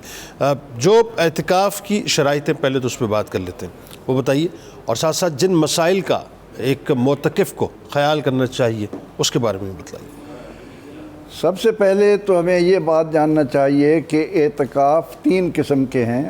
اگر کوئی منت مانتا ہے تو وہ اعتکاف کرنا واجب ہے، اور ایک ہے نفل، وہ کسی وقت بھی کتنی دیر کے لیے بھی ہو سکتا ہے، اور یہ جو رمضان المبارک کا اعتکاف ہے اسے سنت مؤکدہ علی الکفایہ کہتے ہیں کہ اگر آبادی کا ایک آدمی بھی اعتکاف بیٹھ جائے گا سب کی طرف سے ہو جائے گا، اگر کوئی بھی نہیں بیٹھے گا تو سب گناہگار ہوں گے۔ اور بہتر یہ ہے کہ جامع مسجد میں اعتکاف بیٹھا جائے تاکہ جمعہ کے لیے کہیں جانا نہ پڑے، ورنہ یہ ہے کہ 5 وقت نماز با جماعت ہونا وہاں ضروری ہے۔ اور اگر کسی ایسی جگہ پر کوئی آدمی معتکف ہوا ہے کہ جہاں جمعہ نہیں ہوتا تو اس کو اعتکاف کی صورت میں بھی اجازت ہوگی کہ وہ کسی سے بات کے بغیر اپنے دھیان میں جائے، اور اس ضمن میں سب سے بڑی شرط جو ہے وہ انسان کی نیت کی ہے۔ ٹھیک ہے، پہلے سے اپنے آپ کو اس بات کے لیے انسان آمادہ کر لے کہ میں 10 روز کے یا 9 روز جتنے بھی ملنے ہیں، کیونکہ اس کے لیے شرط ہے کہ 20واں روزہ جو ہی ختم ہونے لگے اور مغرب سے پہلے وہ مسجد میں پہنچ جائے۔ ٹھیک ہے، اس کے لیے وہاں یعنی افطاری سے پہلے پہنچ جانا ضروری ہے۔ اب اس کے بعد اعتکاف کے لیے شرط یہ ہے کہ وہ اسی احاطے میں رہے جسے مسجد کہتے ہیں۔ ٹھیک ہے، مسجد سے باہر نہ جانا سوائے اس کے کہ اگر کہیں مسجد میں استنجا وغیرہ کی جو مقامات ہیں وہ مسجد کے اندر نہیں رہی تو اس حدود سے باہر ہیں تو وہ ان کے لیے صرف حاجت کی خاطر جائے۔ بلا وجہ اگر وہ مسجد کی جگہ سے باہر جائے گا تو اس کا اعتکاف قائم نہیں رہے گا۔ اس بات کا بھی وہ خیال رکھے۔ اور دوسرا یہ ہے کہ وہ اپنے آپ کو اللہ تعالیٰ کے ذکر کی طرف مصروف رکھے، اور کوشش کرے کہ وہ جس مقصد کے لیے اس نے یہ وقت نکالا ہے، اللہ تعالیٰ کے دروازے پر سائل بن کر جا رہا ہے، تو اسی تک اپنے آپ کو محدود رکھے، دنیاوی گفتگو سے اپنے آپ کو بچائے، لوگوں سے عام یعنی جیسا کہ آپ نے بھی ابتدا میں کہا کہ جب ہم اعتکاف کی نیت سے اللہ تعالیٰ کے دروازے پر جاتے ہیں تو اس دوران ہم کسی جنازے میں نہیں جا سکتے، بیمار کی تیمارداری نہیں کر سکتے، وہ اجر اللہ تعالیٰ ہمیں بغیر اس کے کیے اعتکاف کی بدولت عطا کر دیتا ہے۔ تو ان باتوں کا خیال رکھتے ہوئے ہم نے اپنے اعتکاف کو، اللہ تعالیٰ نے حضرت موسیٰ علیہ السلام کے لیے کہا کہ وَإِذْ وَعَدْنَا مُوسَىٰ 40 لَيْلَةً ثُمَّ اتَّخَذْتُمُ الْعِجْلَ مِن بَعْدِهِ، موسیٰ علیہ السلام کو بلایا گیا۔ تو یہاں پر ہم اللہ تعالیٰ کے احکامات کی روشنی میں اس کے محبوب علیہ السلام کی سنت کے طور پر ہم جا رہے ہیں، تو ہمیں اس بات کا پورا خیال رکھنا چاہیے، بلا وجہ ہم زیب و زینت کی طرف بھی توجہ نہ دیں۔ ٹھیک ہے، یعنی اگر بہت شدید ضرورت پڑ جائے کہ اس طرح سے کہ ہمارے لیے نماز کی ادائیگی میں بھی حرج آنے لگے تو پھر تو ہم طہارت کر لیں، بدن کو دھو لیں، کپڑے بدل لیں، لیکن یہ ہے کہ بلا وجہ انسان اپنے آپ کو زیب و زینت سے دور کر کے اسی نیت اور ارادے کے ساتھ کہ اے اللہ تجھ سخی کے دروازے پر آیا ہوں، خیرات لے کر جاؤں گا، تو اعتکاف کے اندر ان باتوں کا خیال رکھتے ہوئے۔ اچھا یہ بتائیے، کوئی ایج کی کوئی ریسٹرکشن ہے یا نہیں؟ کسی کے لیے نہیں ہے، بلکہ یہاں تک کہ اگر ایک آدمی اتنی عمر کا ہے کہ وہ روزہ نہیں رکھ سکتا، اس نے روزے کا فدیہ دے دیا ہے، وہ اگر اعتکاف بیٹھنا چاہے وہ بیٹھ سکتا ہے، ورنہ یہ سنت مؤکدہ علی الکفایہ ہے تو بالغ کے لیے۔ ٹھیک، عاقل اور بالغ اور مسلمان ہونا یہ بنیادی شرطیں ہوتی ہیں۔ یعنی جو سن بلوغ کو پہنچے گا وہ معتکف ہو سکتا ہے؟ یہ معتکف ہو سکتا ہے، لیکن اگر کوئی آدمی، کوئی بچہ شوق رکھتا ہے اور وہ بھی جا کر بیٹھ جاتا ہے تو اس کے لیے وہ اس زمرے میں نہیں آئے گا۔ لیکن یہ کہ اللہ تعالیٰ کی جس طرح ہم نماز کے لیے چھوٹے بچوں کو راغب کرتے ہیں، 7 سال کا ہے اس کو کہنا شروع کریں، 10 سال کا ہے اس کو ساتھ لے کر جانا شروع کریں، تو اس طرح سے اگر چھوٹی عمر کے یعنی وہ بچے جو ابھی بالغ نہیں ہوئے وہ بھی اگر اعتکاف کے طور پر بیٹھیں گے تو ان کا اجر ان کے والدین کی طرف منتقل ہوگا، ان کو محروم نہیں رکھا جائے گا۔ لیکن سنت مؤکد علی الکفایہ ان کے لیے ہے جو عاقل اور بالغ اور مسلمان ہوں، وہ جا کر مسجد کے اندر اعتکاف۔ اچھا اگر فرض کیجئے کہ ایک شخص ہے وہ کاروبار کر رہا ہے اور وہ اس کا معاملہ یہ ہے کہ اس کو انگیج رہنا پڑتا ہے کسی بھی طور سے، یعنی کوئی اس کا آلٹرنیٹ نہیں ہے کاروبار سنبھالنے کے لیے، یا کچھ ایسے معمولات ہیں کہ جی اس کو پتہ ہے کہ یار پیمنٹس کی کلیکشنز بھی کرنی ہے، عید کا موقع ہے، مجھے کچھ پیمنٹس کرنی بھی ہیں، کچھ اور معاملات بھی ہیں، اس کو کسی نہ کسی طرح ان ٹچ رہنا ہے، وہ پھر کیا کرے گا اس صورت میں؟ اس کے لیے میں نے عرض کیا کہ اعتکاف اگر میں نے بیٹھنا ہے تو ان معاملات کو میں اس سے پہلے نپٹا کر جاؤں۔ اوکے، یہ بہتر نہیں ہے کہ میں اعتکاف کے دوران ہی ان چیزوں میں لگا رہوں، لیکن اگر کوئی ایسی اشد ضرورت آ جائے اور اس کے لیے مجبوری کے تحت اس کو کہیں جواب دینا پڑ جائے، لیکن ارادتاً نہ ہو کہ میں اعتکاف بھی بیٹھ جاؤں اور کاروبار بھی میرا ساتھ چلتا رہے، اس کے لیے پہلے سے انسان ان باتوں کا خیال کر لے کہ میں نے اللہ تعالیٰ کے حضور جانا ہے، تو میرے لین دین کے جو معاملات ہیں اور کاروباری معاملات ہیں وہ میں کسی اور کے سپرد کر دوں تاکہ میں یکسوئی کے ساتھ۔ اچھا سملرلی اگر ایک شخص جاب کرتا ہے اور جاب اس کی نیچر یہ ہے کہ کمپنی اس پہ ڈپینڈنٹ ہے، یا کوئی ایسا معاملہ ہے کہ اس کے بغیر معاملات آگے بڑھتے نہیں ہیں، تو پھر اس کے لیے کیا حکم ہوگا؟ وہ یعنی اجازت کے بغیر نہیں جائے گا، وہ اپنے کمپنی کی اجازت کے بغیر اس کو اعتکاف کے لیے نہیں جانا چاہیے، لیکن اگر اس نے اپنے دل میں سچی تڑپ پیدا کی ہے تو اللہ تعالیٰ نیت پر انسان کو ضرور اجر سے نوازتا ہے۔ بالکل ٹھیک ہے، میرے خیال ہے کچھ اور اگر آپ اس کو ایڈ آن کرنا چاہیں تو ضرور کیجئے کہ شرائط و مسائل کے حوالے سے، لیکن ایک اس کا جو میں چاہتا ہوں کہ اس کا جو ایک اسپریچول امپیکٹ ہے، ایک جو سائیکولوجیکل اس کا امپیکٹ ہے اعتکاف کا، اور جو فزیکل امپیکٹ ہے، اس پہ بات ذرا سا کیجئے کہ آپ کی روح کو، آپ کے جسم کو اور آپ کی نفسیات کو اعتکاف جو ہے وہ کیا فائدہ پہنچاتا ہے؟ بہت شکریہ جنید بھائی۔ یقیناً اعتکاف ایک ایسی ہمہ جہت عبادت ہے جس کا انسانی زندگی کے اوپر کثیر الجہات امپیکٹ ہے، یعنی ملٹی ڈائمینشنل امپیکٹ آتا ہے انسان کی زندگی کے اوپر۔ سائیکلوجیکلی اگر ہم دیکھیں، آج یہ جو ایک باشعور دنیا ہے، ترقی یافتہ دنیا ہے، سو کالڈ صحیح، لیکن انسان کو اللہ نے شعور بھی عطا فرمایا ہے۔ آج آپ دیکھیں تو وہ کہتے ہیں کہ اگر آپ فریش رہنا چاہتے ہیں تو ورک پلیس سے نکلیں، روٹین کے انوائرمنٹ سے نکلیں اور اپنے روٹین کے انوائرمنٹ کو تبدیل کریں، اور وہاں سے جب آپ واپس آتے ہیں تو آپ کی کوالٹی امپروو ہوتی ہے, آپ کا پوٹینشیل امپروو ہوتا ہے, آپ ریلیکس ہو جاتے ہیں, آپ کے آئسولیشن میں چلے جائیں, یا کم سے کم انوائرمنٹ کو چینج کر لیں. بالکل ٹھیک ہے. اب انوائرمنٹ چینج کریں. یہ آج کی جو ترقی یافتہ دنیا اور انسان کی عقل اس نتیجے پر پہنچی ہے کہ روٹین لائف میں رہتے رہتے انسان بہت ساری چیزوں کا یوز ٹو ہو کے یا ان میں پھنس جاتا ہے, یا دھنس جاتا ہے, یا پھر ان سے اکتا جاتا ہے. تو اس کے بہت سارے اثرات ہوتے ہیں سائیکولوجیکلی انسان کے اوپر. بالکل درست فرما رہے ہیں. اب آپ بلا تشبیہ اور بلا مثال, چونکہ اسلام ایک ایسا دین ہے جو ہماری زندگی کے ہر آسپیکٹ کو ایڈریس کرتا ہے, تو اگر ہم اس کو سائیکولوجیکلی اس کے اعتبار سے دیکھیں تو اللہ تعالیٰ نے سال میں ایک بار انسان کو اپنی مصروف زندگی سے, مشغول زندگی سے نکال کر اپنی طرف متوجہ کیا ہے. بالکل ٹھیک. تاکہ وہ اپنے سال بھر کا احتساب بھی کر سکے. بالکل ٹھیک ہے. اور اپنے آپ کو اس مصروف کے, روٹین کے اور عادت کے انوائرمنٹ سے نکال کر وہ سوچے تو صحیح کہ میرے رب نے مجھے کس مقصد کے لیے پیدا کیا تھا, اور یہ جو میں نے جنجال پال لیا ہے اپنے گرد و پیش میں مصروفیات کا, کہیں مجھے اس مقصدیت سے دور تو نہیں کر رہا, کہیں میں ڈی ٹریک ہو کر کسی اور طرف تو نہیں جا رہا. تو یہ ایک سیلف اسیسمنٹ کے لیے سائیکولوجیکلی ایک انوائرمنٹ ملتا ہے روزے کے ذریعے سے, لہٰذا اس کا پھر بھرپور استعمال بھی اسی اعتبار سے ہونا چاہیے. بالکل ٹھیک ہے. ٹھیک ہے. اگرچہ جہاں ضرورت پیش آئے گی تو روٹین میٹرز کو ایڈریس کرنے سے شریعت نے روکا نہیں ہے. اوکے. ٹھیک ہے. جہاں ضرورت پڑ جاتی ہے ضروری چیزوں کو ساتھ رکھا جا, حتیٰ کہ حضرت مولا کائنات کرم اللہ وجہ الکریم سے مروی ہے, آپ نے اہل بیت اطہار کے ایک فرد, ان سے آپ نے فرمایا کہ وہ مسجد میں تم بیٹھے تھے تو تم نے غلام کیوں نہیں بیچ دیا؟ تو انہوں نے کہا کہ میں تو روزے میں تھا. فرمایا روزے میں بھی ہو سکتا ہے.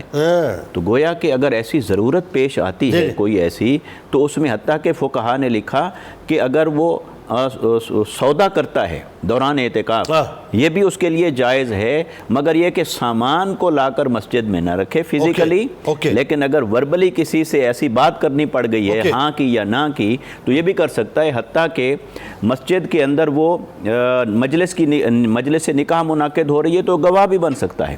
تو یہ کچھ ایکسیپشنل چیزیں ہیں اس کے لیے, مگر ان ایکسیپشنل چیزوں کو اگر وہ اپنی زندگی کے اندر جس طرح اکاموڈیٹ رکھتا ہے اعتکاف کے دوران بھی اسی طرح رکھتا ہے اور کوئی فرق نہیں پڑتا, تو وہ فرق ہی تو ڈالنا ہے اعتکاف سے. لہٰذا یہ قائم رکھنا ضروری ہے کہ اسی طرح کی روٹین ساری جاری نہیں رکھی جا سکتی, لیکن ضروری چیزیں کی جا سکتی. اچھا بالکل, ذرا مجھے موقع دیجئے. جاوید صاحب سرگودا سے, السلام علیکم. ٹیلی ویژن کی آواز ٹیلی ویژن کی آواز کو بند کر دیجئے. اچھا سر یہ ٹائم ویسٹ. جاوید صاحب ٹیلی ویژن کی آواز کو بالکل بند کر دیں. جی سر, بہت شکریہ. جی فرمائیے. سر میری والدہ کے سر میں پین رہتی ہے. والدہ کے سر میں پین رہتا ہے, ٹھیک ہے جی. تو اس کے لیے کوئی وظائف پلیز بتا دیں. وظیفہ آپ کو بتلا دیں, ٹھیک ہے بالکل بتلاتے ہیں. بہت شکریہ آپ نے ہمیں جوائن کیا. عبداللہ صاحب بکر سے, السلام علیکم. وعلیکم السلام. سر میرا سوال اعتکاف کے حوالے سے ہے. کیا پوچھنا چاہتے ہیں؟ کہ لاسٹ ایئر میں اعتکاف پہ بیٹھا تھا تو امام صاحب مجھے موبائل یوز کرنے نہیں دیتے, حالانکہ میرے ضروری کام کے لیے کال وغیرہ کرنی پڑتی ہے پیمنٹ وغیرہ کی وصولی کے لیے. وہی بات آ گئی نا. تو کیا میں یوز کر سکتا ہوں موبائل فون اعتکاف کے دوران کہ نہیں؟ بالکل بتاتے ہیں. میں نے ابھی سوال ابھی تو کیا تھا, بالکل ابھی دوبارہ اگین اس بارے میں پوچھ لیتے ہیں. بالکل پوچھ. بہت شکریہ آپ نے ہمیں جوائن کیا. السلام علیکم. جی السلام علیکم. السلام علیکم ورحمۃ اللہ. جی وعلیکم السلام ورحمۃ اللہ. طیب صاحب ملتان سے, جناب فرمائیے. جی جنید صاحب کیسے ہیں, خیریت سے ہیں؟ الحمدللہ اللہ کا شکر, آپ ٹھیک ہیں؟ جی الحمدللہ. آپ کی میرا یہ سوال ہے اعتکاف کے حوالے سے جناب, کہ جو معتکف حضرات ہوتے ہیں اعتکاف میں بیٹھنے والے, وہ کیا ایسا طریقہ اختیار کریں کہ جس سے وہ شب قدر کو تلاش کر سکے؟ اچھا سوال بالکل آپ کو بتاتے ہیں. ایک فرمائش بھی کرنی تھی نا کلام کی. جناب یہ کلام کی, اب تو بس ایک ہی دن ہے کہ مدینہ. اب تو بس. بالکل ٹھیک ہے, بالکل ٹھیک ہے. بہت شکریہ آپ نے ہمیں جوائن کیا. والدہ کے سر میں پین ہوتا ہے, کوئی وظیفہ اگر سجیسٹ کر دیں ان کو؟ وظائف تو ماشاءاللہ آپ کے پاس ہوتے ہیں کافی سارے, ان میں سے آپ کوئی سجیسٹ کر دیں. آپ تینوں جی آپ بتا دیجیے. سورہ فاتحہ. سورہ فاتحہ, ٹھیک ہے. فاروق اعظم رضی اللہ عنہ کے پاس جب قیصر روم نے کہا تو آپ نے سورہ فاتحہ बिस्मिल्लाहिर्रहमानिर्रहीम लिख कर टोपी में बंद करके दे दी, तो सूरह फातिहा पढ़ कर दम करें इंशाअल्लाह। बिल्कुल ठीक हो गया। अच्छा वही बात पेमेंट वगैरह लेनी होती है तो हाँ जी, देखें मोबाइल का इस्तेमाल जो है ना ये बहुत अहम इशू है, और आपने जिस तरफ इशारा किया था ना अपने इंट्रो के अंदर, एक है ज़रूरत और ज़रूरत में भी अशद ज़रूरत। अशद ज़रूरत में मोबाइल का इस्तेमाल जायज़ है, कोई हर्ज नहीं। लेकिन एक है जिसको हमने खुद साख्ता ज़रूरतें बना रखा, खुद साख्ता ज़रूरतों में अगर उलझे रहना है तो फिर तो एतिकाफ़ का मकसद फौत हो जाता है। लिहाजा उसको साइकोलॉजिकली अपने आप को उससे डिटैच करें। बिल्कुल ठीक है। और फेसबुक पे स्टेटस ना डालें। और तीसरा ये कि फिर अगर मोबाइल का इस्तेमाल शुगल के दर्जे पर चला गया है, एंटरटेनमेंट के दर्जे पर चला गया है, तो आप लोग वक्त निकाल के लाए हैं कि वो सजदे में गुजरे, रुकू में गुजरे, तस्बीह इबादत में गुजरे, तिलावत कलाम में गुजरे। तो इस वजह से महदूद इस्तेमाल हस्ब ज़रूरत जायज़ है, लेकिन उससे अलावा मुबालगा आराई के साथ ये इसका इस्तेमाल करना, मतलब वो मन कर रहा है अंदर से शैतान कह रहा है जरा फेसबुक पे स्टेटस तो देख लो, इंस्टाग्राम पे देख लो कितने लाइक आए हैं, ये तो जरूरत में नहीं हो गई है, वो नहीं करना, ये जरूरत में नहीं आता। बिला वजह सेल्फी बना के पोस्ट नहीं करनी है। वो फिर आपके सवाल का दूसरा हिस्सा था कि इसके जिस्मानी तौर पर क्या इसके असरात, उस पे बात कीजिए, उस पे थोड़ी सी बात यस करना। लेकिन पहले शब कद्र वाला सवाल भी तो बता दीजिए जी, कि वो मोतकिफ जो है शब कद्र को कैसे तलाश करें। शब कद्र जो है उसकी तलाश के लिए सबसे अहम चीज़ है जागना, और ये जो एतिकाफ है ये भी जागने के लिए होता है। लिहाजा इसमें मामूलात ऐसे रखे जाएं सोने और जागने के कि कम से कम रात जो है वो जागते हुए गुजरे, और जागना बराए जागना भी ना हो, जागना बराए इबादत हो। लिहाजा जागना बराए इबादत बनाएं, तो रात का जो लम्हा लैलतुल कद्र आया और आप इबादत में मसरूफ थे तो 1000 महीनों से बेहतर रात हो, फरिश्तों का लम्स मिल जाएगा, मुसाफा मौन का मिल जाएगा इंशाअल्लाह। बिल्कुल ठीक हो गया। अच्छा, जिस्मानी एतबार से जो इस एतिकाफ के हम देखते हैं, देखिए कि जिस्मानी एतबार से मैं समझता हूँ एतिकाफ का मकसूद ये है कि अपने जिस्म को इबादत का आदी बनाना। सुभान अल्लाह। इबादत का आदी बनाना, इसमें देखें क़याम बढ़ जाता है, तरावी है वो भी क़याम की एक सूरत हो गई, तिलावत कलाम मजीद है वो भी एक सूरत हो गई, इसी तरह इबादात हैं, ज़िक्र अज़कार हैं। तो और फिर खाने पीने के एतबार से जब इंसान अपने घर में होता है तो रिलैक्स होता है, खाने पीने के बड़े अहतमाम होते हैं। तो जब आप एतिकाफ़ में बैठते हैं तो ये एक एतबार से रोज़े के साथ तहज़ीब नफ्स हो जाती है, और खाने पीने के मामले में इंसान डिसिप्लिन के अंदर आ जाता है, वो भी उसको सेहत याबी से फैज़ याब करता है और सेहत याबी का उसका सबब बनता है। तो इसमें सेहत भी हासिल होती है और जिस्मानी एतबार से इबादत का आदी होना, ये बरकत भी हासिल होती है, और इसी तरह इसके बहुत बेशुमार फ़वाइद हैं। अच्छा, एक सवाल आया है वो अपना MCR में कि जी कपल रहता है, शौहर जो है वो एतिकाफ़ के लिए 10 दिन चले जाएंगे, और जो वाइफ है उनकी वो सवाल कर रही हैं कि सहरी और इफ्तारी के वक्त मैं क्या उनको खाना या जो भी मतलब अशिया हैं वो देने के लिए, सिर्फ देने के लिए जा सकती हूँ कि मतलब बाई हैंड उनको? बिल्कुल देखें, खातून का बपर्दा हालत में अगर कोई और नहीं है खाना पहुँचाने वाला तो खातून बपर्दा हालत में खाना पहुँचाने के लिए जा सकती है, और हत्ता कि अगर और कोई इंतज़ाम ना हो तो वो मर्द भी खाना लेने के लिए आ सकता है। यानी अगर कोई, अगर वो हालचाल मियाँ बीवी पूछ ले भाई कैसी हो क्या है तो कर सकते। एक ये है कि आज दिल चाह रहा है कि ये डिश खाऊं, इसके लिए नहीं, ज़रूरत के खाने के लिए अगर कोई और इंतजाम नहीं है तो मर्द भी जा सकता है और खातून भी आ सकती है। अगर मस्जिद के गेट पे आई हो बेगम से हालचाल कर ले, मतलब इतना पूछने में कोई हर्ज नहीं है कि कैसे हैं, तबीयत कैसी है, कोई मसला तो नहीं, ये पूछने में कोई हर्ज नहीं, लेकिन गपशप से मना किया है, और हम इसको अच्छी तरह डिफरेंशिएट कर सकते हैं कि ये गपशप है, ये ज़रूरत है। बिल्कुल ठीक है। अच्छा, अब ज़रा आइए जो इसका जो अगला पहलू है वो भी बड़ा इंटरेस्टिंग इस एतबार से, अल्लाह ताला के ज़ाहिर है हर हुक्म के अंदर एक मुख्तलिफ़ किस्म की जहतें हमें नज़र आती हैं फ़वाइद की। तो जो एतिकाफ़ के समाजी और माशरती फ़वाइद हैं इस पर ज़रा डिटेल बात करें और लोगों को बताएं साहब कि जो आप अपने लिए एतिकाफ़ कर रहे हैं लेकिन उसका जो इम्पैक्ट है वो पूरी सोसाइटी पे उसका किसी न किसी तौर से पड़ता है। जी, सबसे पहली बात तो सोसाइटी के एतबार से ये है कि अगर कोई भी एतिकाफ़ ना करे तो पूरी सोसाइटी ही अल्लाह ताला के यहाँ गुनाहगार होगी।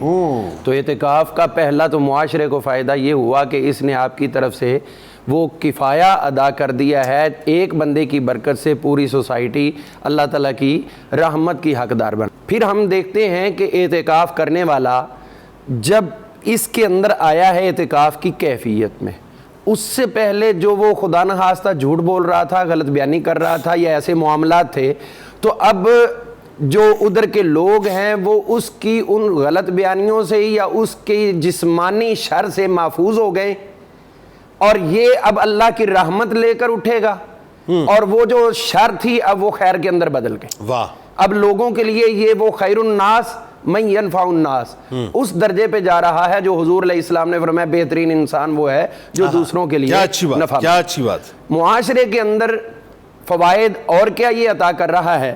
وہ یہ عطا کر رہا ہے کہ معتکف جو ہے اس کو لگا دیا اللہ تعالیٰ نے ایک نمونے کے طور پر بھی، اور لے کے جانا ہے کہاں پر؟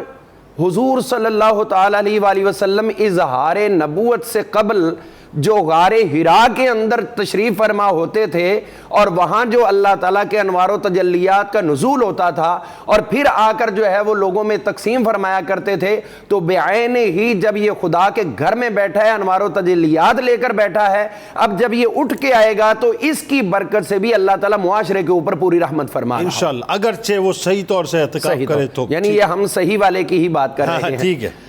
معاشرے کے اندر ہم یہ دیکھتے ہیں کہ معاشرہ بذات خود ایک دوسرے سے سبق لیتے ہوئے ڈیولپ ہوتا ہے، تو اس نے یہ معاشرے کو بتا دیا کہ میں 10 دن اگر سب کچھ چھوڑ کر بیٹھا ہوں، میرا کوئی بھی نقصان کاروباری کوئی بھی معاملے کے اندر وہ کیفیت نہیں بنی کہ میں ڈاؤن ہو جاؤں، تو تم لوگ بھی کم از کم منافع کو اس سطح پر لے کر جاؤ جو تمہارا منافع بھی بنتا رہے۔ اگر 10 دنوں کے اندر مجھے اللہ نے خسارہ نہیں ہونے دیا تو تم لوگ اگر اللہ تعالیٰ اور اس کے رسول صلی اللہ تعالیٰ علیہ وآلہ وسلم کے بتائے ہوئے طریقوں کے مطابق تجارت کرو گے، کاروبار کرو گے، معاملات کرو گے، تو تم بھی اس اجر سے محروم نہیں ہوگے، تمہارا کاروبار کرنا بھی تمہارے لیے عبادت بنتا جائے۔ سبحان اللہ۔ اب جب یہ لوگ اس کو دیکھ رہے ہیں اور اس سے ایک سبق بھی لے رہے ہیں، اور وہ یہ ہے کہ دیکھیے ہر بندہ تو ایسا نہیں ہے کہ جو کہیں جناب گھر میں اس کو کوئی کام نہیں ہے تو آپ اعتکاف بیٹھ جاؤ، اب کوئی اور مصروفیت نہیں تو آپ اعتکاف بیٹھ جاؤ۔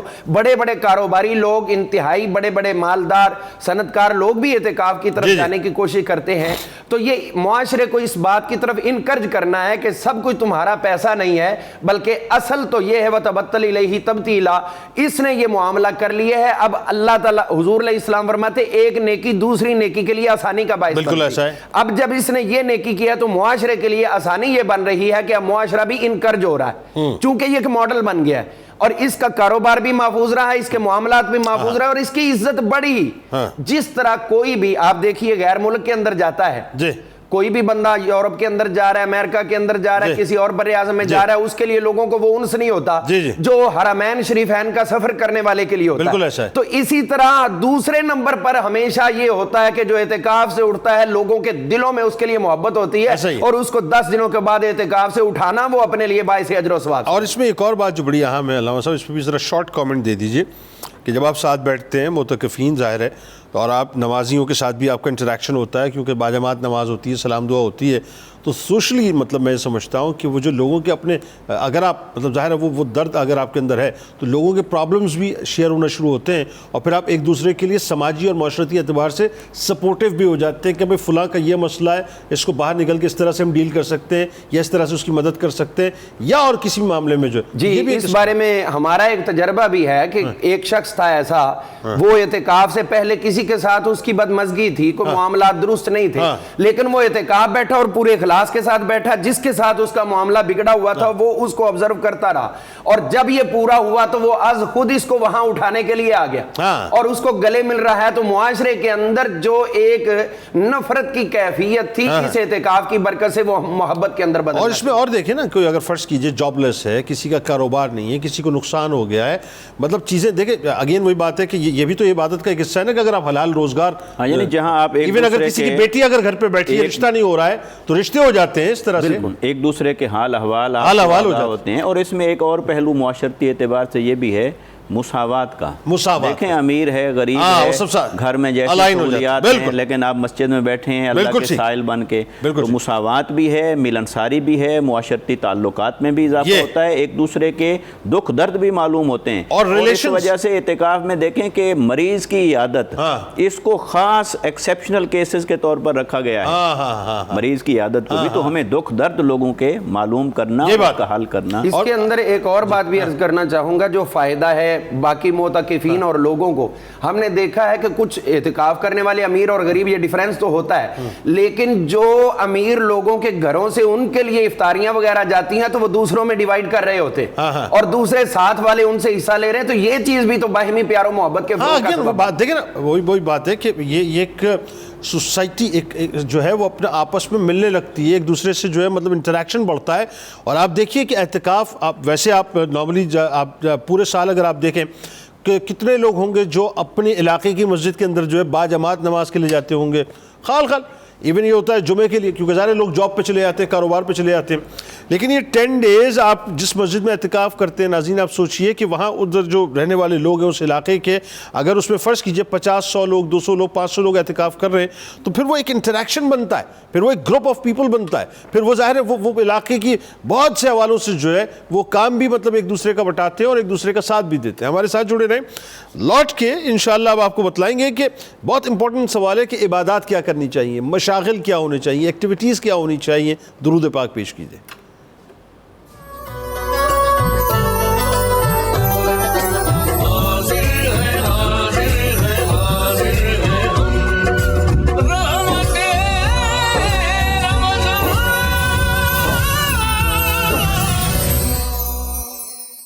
اچھا صاحب, اب ذرا بات کو آگے بڑھاتے ہیں, اور جو بڑا ایک اہم نقطہ, اور ظاہر ہے یہ میرا خیال ہے جتنے بھی دیکھنے والے ہیں ان کے لیے اس اعتبار سے بڑا انٹرسٹنگ ہے کہ اعتکاف کر لیا, ٹھیک ہے جی اعتکاف کر لیا, لیکن اعتکاف کو حاصل کرنا, یعنی اس کے ثمرات کو حاصل کرنا اور بھرپور حاصل کرنا, یہ ایک بڑا سوال ہے. تو ذرا عبادات کا اسکیجول بتائیں, کیا عبادات ہونی چاہیے, کیا مشاغل ہونے چاہیے, اور کن چیزوں سے خاص طور پہ ہمیں اجتناب کرنا چاہیے, بتلائیے. جب انسان اعتکاف کے لیے اپنے آپ کو تیار کرتا ہے تو اس کو ایک بات تو یہ ذہن میں رکھنی چاہیے کہ عبادات کے ضمن میں کہاں مجھے کمی ہے, کن مسائل سے میں ناآشنا ہوں, ان کو اپنے سامنے رکھ کر اس کے مطابق کتابیں لے جائے اور ان کا مطالعہ کرے. عام طور پر ہم یہ کہتے ہیں کہ اعتکاف کی حالت میں عبادت کیا ہے جی, ہم قرآن پاک کی تلاوت کر رہے ہیں, نوافل پڑھ رہے ہیں, کوئی مسائل بیان ہو رہے ہیں ان کو سن رہے ہیں. لیکن اس ضمن میں جو سب سے اہم عبادت کی طرف میں توجہ دلانے کی کوشش کروں گا وہ یہ ہے کہ غور و فکر, تدبر, تفکر, تعقل, یہ جسے لعلکم تعقلون, لعلکم تتفکرون, ایک لمحے کے غور و فکر جو ہے وہ ساری رات نوافل پڑھنے سے کہیں زیادہ اہمیت کا حامل ہے. تو جب میں اور آپ ہم میں سے کوئی بھی طواف کے لیے بیٹھتا ہے تو اس میں شرط یہ ہے کہ ہر ایک اپنے لیے الگ الگ جگہ رکھے, اجتماعی طور پر وہاں مل کر نہ بیٹھیں. اب جب میں اکیلے اپنی جگہ پر جب تھوڑی دیر کے لیے بیٹھوں اور اس وقت میری سمجھ میں یہ بات آئے کہ یہاں پر تو میں جان بوجھ کر آیا ہوں, ارادے سے آیا ہوں, تھوڑی دیر بعد میں واپس بھی چلا جاؤں گا, 10 دن بعد لیکن میرے سامنے وہ منزل جب مجھے اکیلے رکھ کر آئیں گے, وہاں تنہائی ہوگی, وہاں کا سامان کی جس کے لیے قرآن نے بار بار کہا کہ تقدموا لانفسکم, اپنے لیے آگے کچھ بھیجتے رہو, وما تقدموا لانفسکم تجدوہ عند اللہ, اسے اللہ کے ہاں پاؤ گے, فاستبقوا الخیرات, نیکیوں میں ایک دوسرے. ایک صحابی آیا عرض کی یا رسول اللہ صلی اللہ علیہ وسلم موت سے بہت ڈر لگتا ہے, فرمایا سامان آگے بھیج. اب جب میں اعتکاف کی حالت میں اکیلے بیٹھا ہوں اور پردہ ڈلا ہوا ہے اور میں اکیلا ہوں, یہ سوچ رہا ہوں کہ یہ تو میں عارضی طور پر 10 دن کے لیے یہاں ہوں, لیکن ایک تنہائی کا وہ مقام آنا ہے کہ جہاں کہیں واپسی نہیں ہونی, کہیں کسی نے جھات نہیں پانی, پنجابی میں یہ کھانے پینے کا سامان بھی نہیں ہوگا, بستر بھی نہیں ہوگا, یہ پردے بھی نہیں ہوں گے. تو اس طرف اگر میری توجہ چلی جائے, اور ان دنوں میں عبادت کا یہ جو یعنی حضور علیہ الصلوۃ والتسلیم جب غار حرا میں جاتے رہے تو وہاں میڈیٹیشن تھا آپ کا عبادت کا. تو اس لیے یہ جو میڈیٹیشن ہے, غور و فکر ہے, یہ بہت اہم ہے جو انسان کو حقائق سے آشنا کرتا ہے. اس طرف انسان کو زیادہ سے زیادہ توجہ دینی چاہیے. اور اس کے دوسرا یہ کہ حضرت عبداللہ بن عباس رضی اللہ عنہما یا دیگر صحابہ سے بھی یہ بات موجود ہے کہ اعتکاف کے دوران نبی رحمت صلی اللہ علیہ وسلم خیمے سے باہر تشریف لائے، جی جی، 2 صحابہ کو آپس میں جھگڑتے دیکھا، واپس تشریف لے گئے، اور اس کے بعد آپ نے فرمایا کہ ہم اس لیے آئے تھے کہ تمہیں بتا دیں کہ لیلۃ القدر کی ساتھ کون سی ہے، لیکن جب 2 مسلمان آپس میں جھگڑ رہے تھے ان کی بنا پر اس کی تعیین جیسی اتنی بڑی نعمت سے امت کو معلوم کر دیا گیا۔ تو اعتکاف کے دوران میری عبادت کا بہترین طریقہ ایک یہ بھی ہے کہ کیا میں اپنے اعضاء، اپنی زبان، اپنی آنکھ، اپنے کان، میں ان باتوں کے لیے استعمال کرتا ہوں کہ جس کی وجہ سے معاشرے کے اندر انتشار نہ ہو، مجھ سے کسی کو تکلیف نہ پہنچے، یہ بھی عبادت کا ایک بہت بڑا۔ اور دوسرا یہ ہے کہ اگر کوئی طالب علم بیٹھا ہے اس کے لیے اس بات کی اجازت ہے کہ وہ اپنے نصابی کتابیں اپنے ساتھ رکھ کر مطالعہ کرے، اس کا مطالعہ اس کے لیے تیاری کر سکتا ہے، اس کو اس کی یعنی کوئی پابندی نہیں ہے۔ باقی یہ ہے کہ جب انسان اس نیت کے ساتھ، اب یہاں پر ایک نعمت اس کو یہ حاصل ہو رہی ہے کہ ہر نماز جماعت کے ساتھ ادا کر رہا ہے۔ عام دنوں میں بھی جب ایک مسلمان نماز با جماعت ادا کرتا ہے اور اس کے بعد اگلی نماز با جماعت ادا کرتا ہے تو اس دوران اس سے جو جتنی بھی اگر کوئی غلطیاں چھوٹی موٹی ہو جاتی ہیں وہ اس کی معافی کا ذریعہ بن جاتا ہے۔ بلکہ وہ جو آپ فرما رہے ہیں مطالعے کا، تو اس میں اگر آپ چاہیں تو اس کو ایڈ آن کر دیجئے کہ بھئی قرآن پاک کی اب تلاوت تو کر رہے ہیں نا، تو آپ جو ہے وہ اپنا اس کا ترجمہ شروع کر دیں، اس پہ غور کرنا شروع کریں، اس پہ بات میں عرض کرنے لگا، تفسیر کو پڑھیں، اس پہ تفکر کریں۔ یعنی 10 دن ملے ہیں، اگر انسان روزانہ یہ تہیہ کر لے کہ میں 3 آیات کو سمجھ لوں، جی جی، ایک آیت کو سمجھ لیں صاحب، کمال ہو جائے گا۔ اور اس سے بڑھ کر سب سے اہم بات آج جو ہمارے نوجوانوں کے لیے درپیش ہے وہ یہ کہ ہم نماز تو پڑھتے ہیں لیکن ہمیں نہیں معلوم کہ نماز میں فرائض کیا ہیں، واجبات کیا ہیں، سنن کیا ہیں، مستحبات کیا ہیں، یہاں تک کہ وضو کرنے کا طریقہ نہیں آتا، غسل کرنے کے طریقے نہیں آتے۔ تو اس طرح کی کتاب کسی سے پوچھ کر اپنے ساتھ لے جائیں، اور اگر اس اعتکاف میں آپ نے قرآن پاک کی 30 آیات بھی سیکھ لیں تو یہ آپ کے لیے بہت بڑا ایک ثمر بنے گا۔ تو اس لیے یہاں ہم نوافل پڑھتے ہیں، قرآن پاک کی تلاوت کرتے ہیں، تو ساتھ ساتھ ہم ان عبادات کو بھی اپنے ساتھ رکھیں۔ بہترین ہوگا۔ اور دیکھیں نا، اس میں جو پروفیسر صاحب فرما رہے ہیں، ایک تو قرآن پاک کی تو تلاوت ویسے ہی ظاہر ہے، یہ تو پوری فیملی کو ایک ایک پارہ تو ڈیلی مطلب ویسے ہی کرنا چاہیے۔ اور اگین وہی بات کہ میں عموماً کہتا ہوں صلاۃ التسبیح کا تو روز معمول بنا لیں کہ اہتمام کرنا ہی کرنا ہے، آپ لازمی کرنا ہے انشاءاللہ۔ اور وہ جو حدیث پاک ہے نا، وہ جو خطبہ ہے شعبان کے آخری دن کا، جس میں سرکار علیہ السلام نے فرمایا کہ 2 چیزوں کو تو اس میں لازمی پکڑ لو نا، یعنی ایک کلمہ طیبہ، ایک استغفار۔ تو میں جو تسبیح عموماً آپ سے عرض کرتا ہوں کہ لا الہ الا اللہ محمد الرسول اللہ صلی اللہ علیہ وآلہ وسلم استغفر اللہ۔ اب یہ پورا کلمہ بھی آ گیا، اس میں درود پاک بھی آ گیا، استغفار بھی آ گیا، اور سرکار کا فرمان بھی ظاہر ہے، مطلب پورا۔ جنید صاحب اس میں تھوڑا سا اضافہ یہ بھی کہ عبادات کے ضمن میں درود پاک کی طرف اگر توجہ چلی جائے تو کیا کہنا، میں نے وہی تو عرض کیا، پورا کلمہ طیبہ استغفار کے ساتھ آگے نا درود پاک شامل ہو گیا، درود پاک شامل ہو گیا، بالکل شامل ہو گیا نا، اس میں وہ ساری چیزیں آ گئی، تو وہ تو بہتر، اس سے زیادہ بہتر کوئی تسبیح نہیں ہو سکتی۔ اچھا جی، اب آئیے سر، خواتین شکوہ کریں گی کہ آپ ان کے بارے میں کچھ نہیں بتلا رہے، اعتکاف کے بارے میں، مردوں کے بارے میں سب بتلا دیا آپ نے ابھی تک، ذرا خواتین کے بھی بارے میں بتائیے نا، کہ جو شوق رکھتی ہیں اعتکاف کرنے کا، جو اعتکاف کرنا چاہتی ہیں، ان کے بارے میں ذرا گفتگو کیجیے۔ جی بالکل، خواتین کے لیے بھی اسی طرح اعتکاف ہے جس طرح مردوں کے لیے ہے۔ ٹھیک ہے، دیکھیے صحابیات کے بارے میں بھی بتلائیے کچھ ذرا۔ اللہ تبارک و تعالیٰ نے جس طرح جتنی عبادات ہیں جو مردوں کے لیے ہیں وہ عورتوں کے لیے بھی ہیں، مگر بسا اوقات اس کے احکام میں، طریقہ کار میں، اس کے تقاضوں میں، شرائط میں کچھ فرق ہوتا ہے۔ جیسے نماز ہے، ایسے عمرہ اور حج ہے، تو مردوں کے لیے بھی ہے، عورتوں کے لیے بھی ہے، مگر ان کے پھر احرام میں فرق ہے۔ نماز ہے تو اس کے اٹھنے بیٹھنے، رکوع اور سجود کی ساخت کے اندر فرق ہے۔ تو اسی طرح جو اعتکاف ہے، اس میں سب سے بنیادی بات یہ ہے کہ عورتوں کا اعتکاف مسجد میں نہیں ہو سکتا، ٹھیک ہے، ان کا اعتکاف گھر میں ہوگا، قطعاً نہیں ہوگا۔ اسی کو آقا علیہ السلام نے پسند فرمایا، ٹھیک ہے، اسی کو فقہا نے پسند فرمایا، اسی کو ترجیح دی ہے۔ مسجد میں جو ہے نا، دیکھیں مسجد کوئی ایسی مسجد نہیں ہو سکتی ہے کہ جس میں مردوں کا داخلہ بند کر دیا جائے، ہو نہیں سکتا، ٹھیک ہے۔ البتہ اگر کسی جگہ پہ یہ انتظام موجود ہے کہ مسجد کا کوئی حال، کوئی کمرہ، کوئی مختص کیا گیا ہے الگ سے، یعنی وہاں کسی مرد کا داخلہ نہیں ہوتا، ایسی کمیونٹی گزر بھی نہ ہو، ٹھیک ہے، ورنہ یہ ہے کہ مسجد تو کہتے ہی اسی کو ہے کہ جس کے اندر نماز پڑھنے کے لیے ہر کوئی آ سکتا ہے، تو اس میں عورتوں کا اس لیے اعتکاف بیٹھنا جائز بہتر ہے گھر میں کریں، کہ گھر میں اعتکاف کریں، اور گھر کے علاوہ فرض کریں کوئی پریمیسز اور ہو سکتا ہے، کوئی چار دیواری اور ہو سکتی ہے، ایسی جگہ کہ جہاں مردوں کی آمد و رفت نہ ہو، صرف عورتیں ہی موجود ہوں، اور وہ اپنے ان معمولات کو اور اعتکاف کی شرائط کو جاری رکھیں۔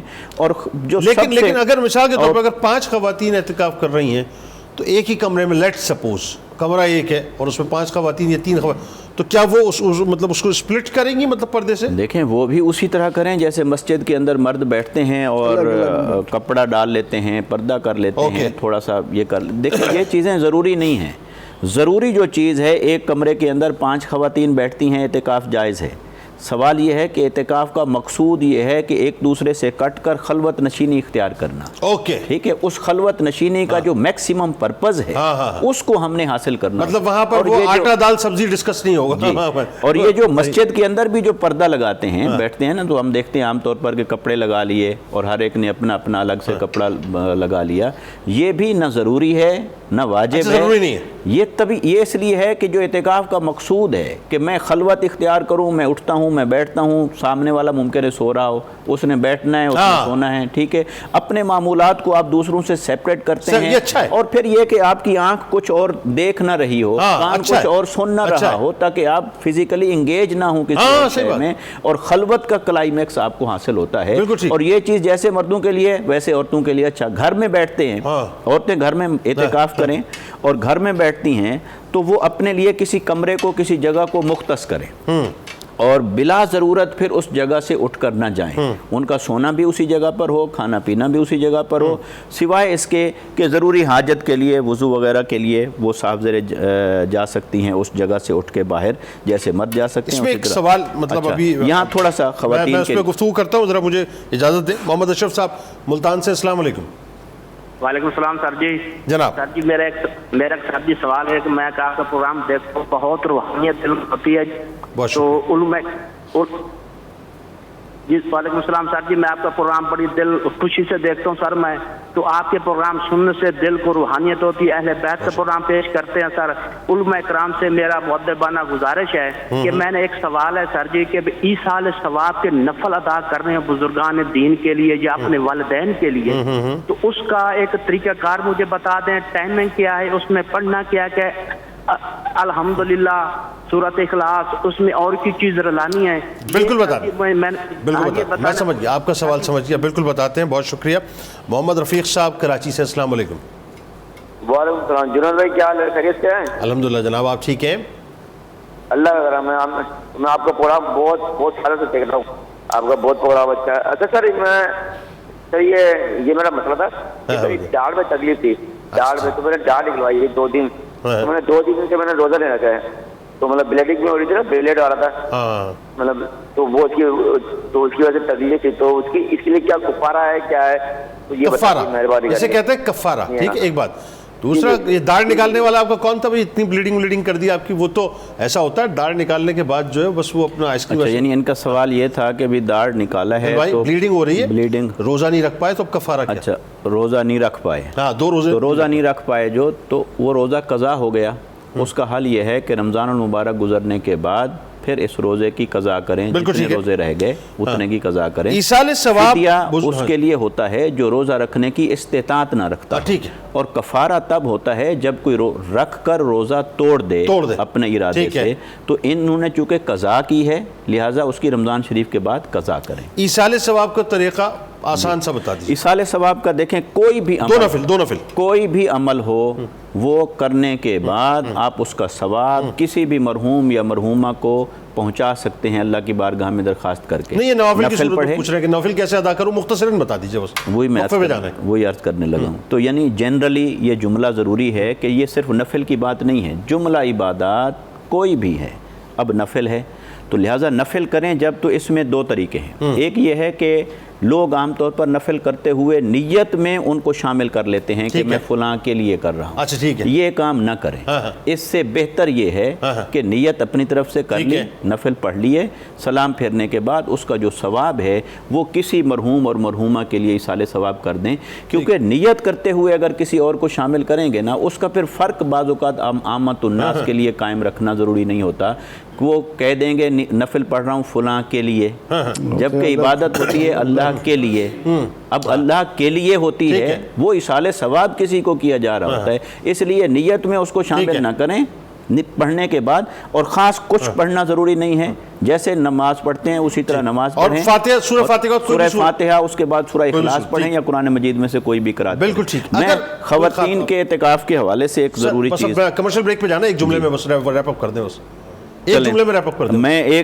میں یہ چاہ رہا تھا کہ وہ اپنے اعتکاف کو زیادہ سے زیادہ مفید کیسے بنائیں, یہ بہت ضروری چیز ہے. اچھا تو پھر میں لوٹ کے پھر وہ برکاتی صاحب کا ٹائم آ جائے گا. چلیں ناظرین ہمارے ساتھ جڑے رہے, لوٹ کے انشاءاللہ سلسلے کو یہیں سے جوڑتے ہیں. بلکہ ایک سوال اور اس میں پیدا ہو جاتا ہے کہ اب ایک خاتون ہے, وہ اعتکاف کرنا چاہتی ہیں, گھر کی ذمہ داری ہے, شوہر یہ کہتے ہیں ذمہ داری پوری کرو, خاتون یہ کہتی ہیں کہ مجھے خلوت میں جانا ہے. اب اس میں کیا کیا جائے گا؟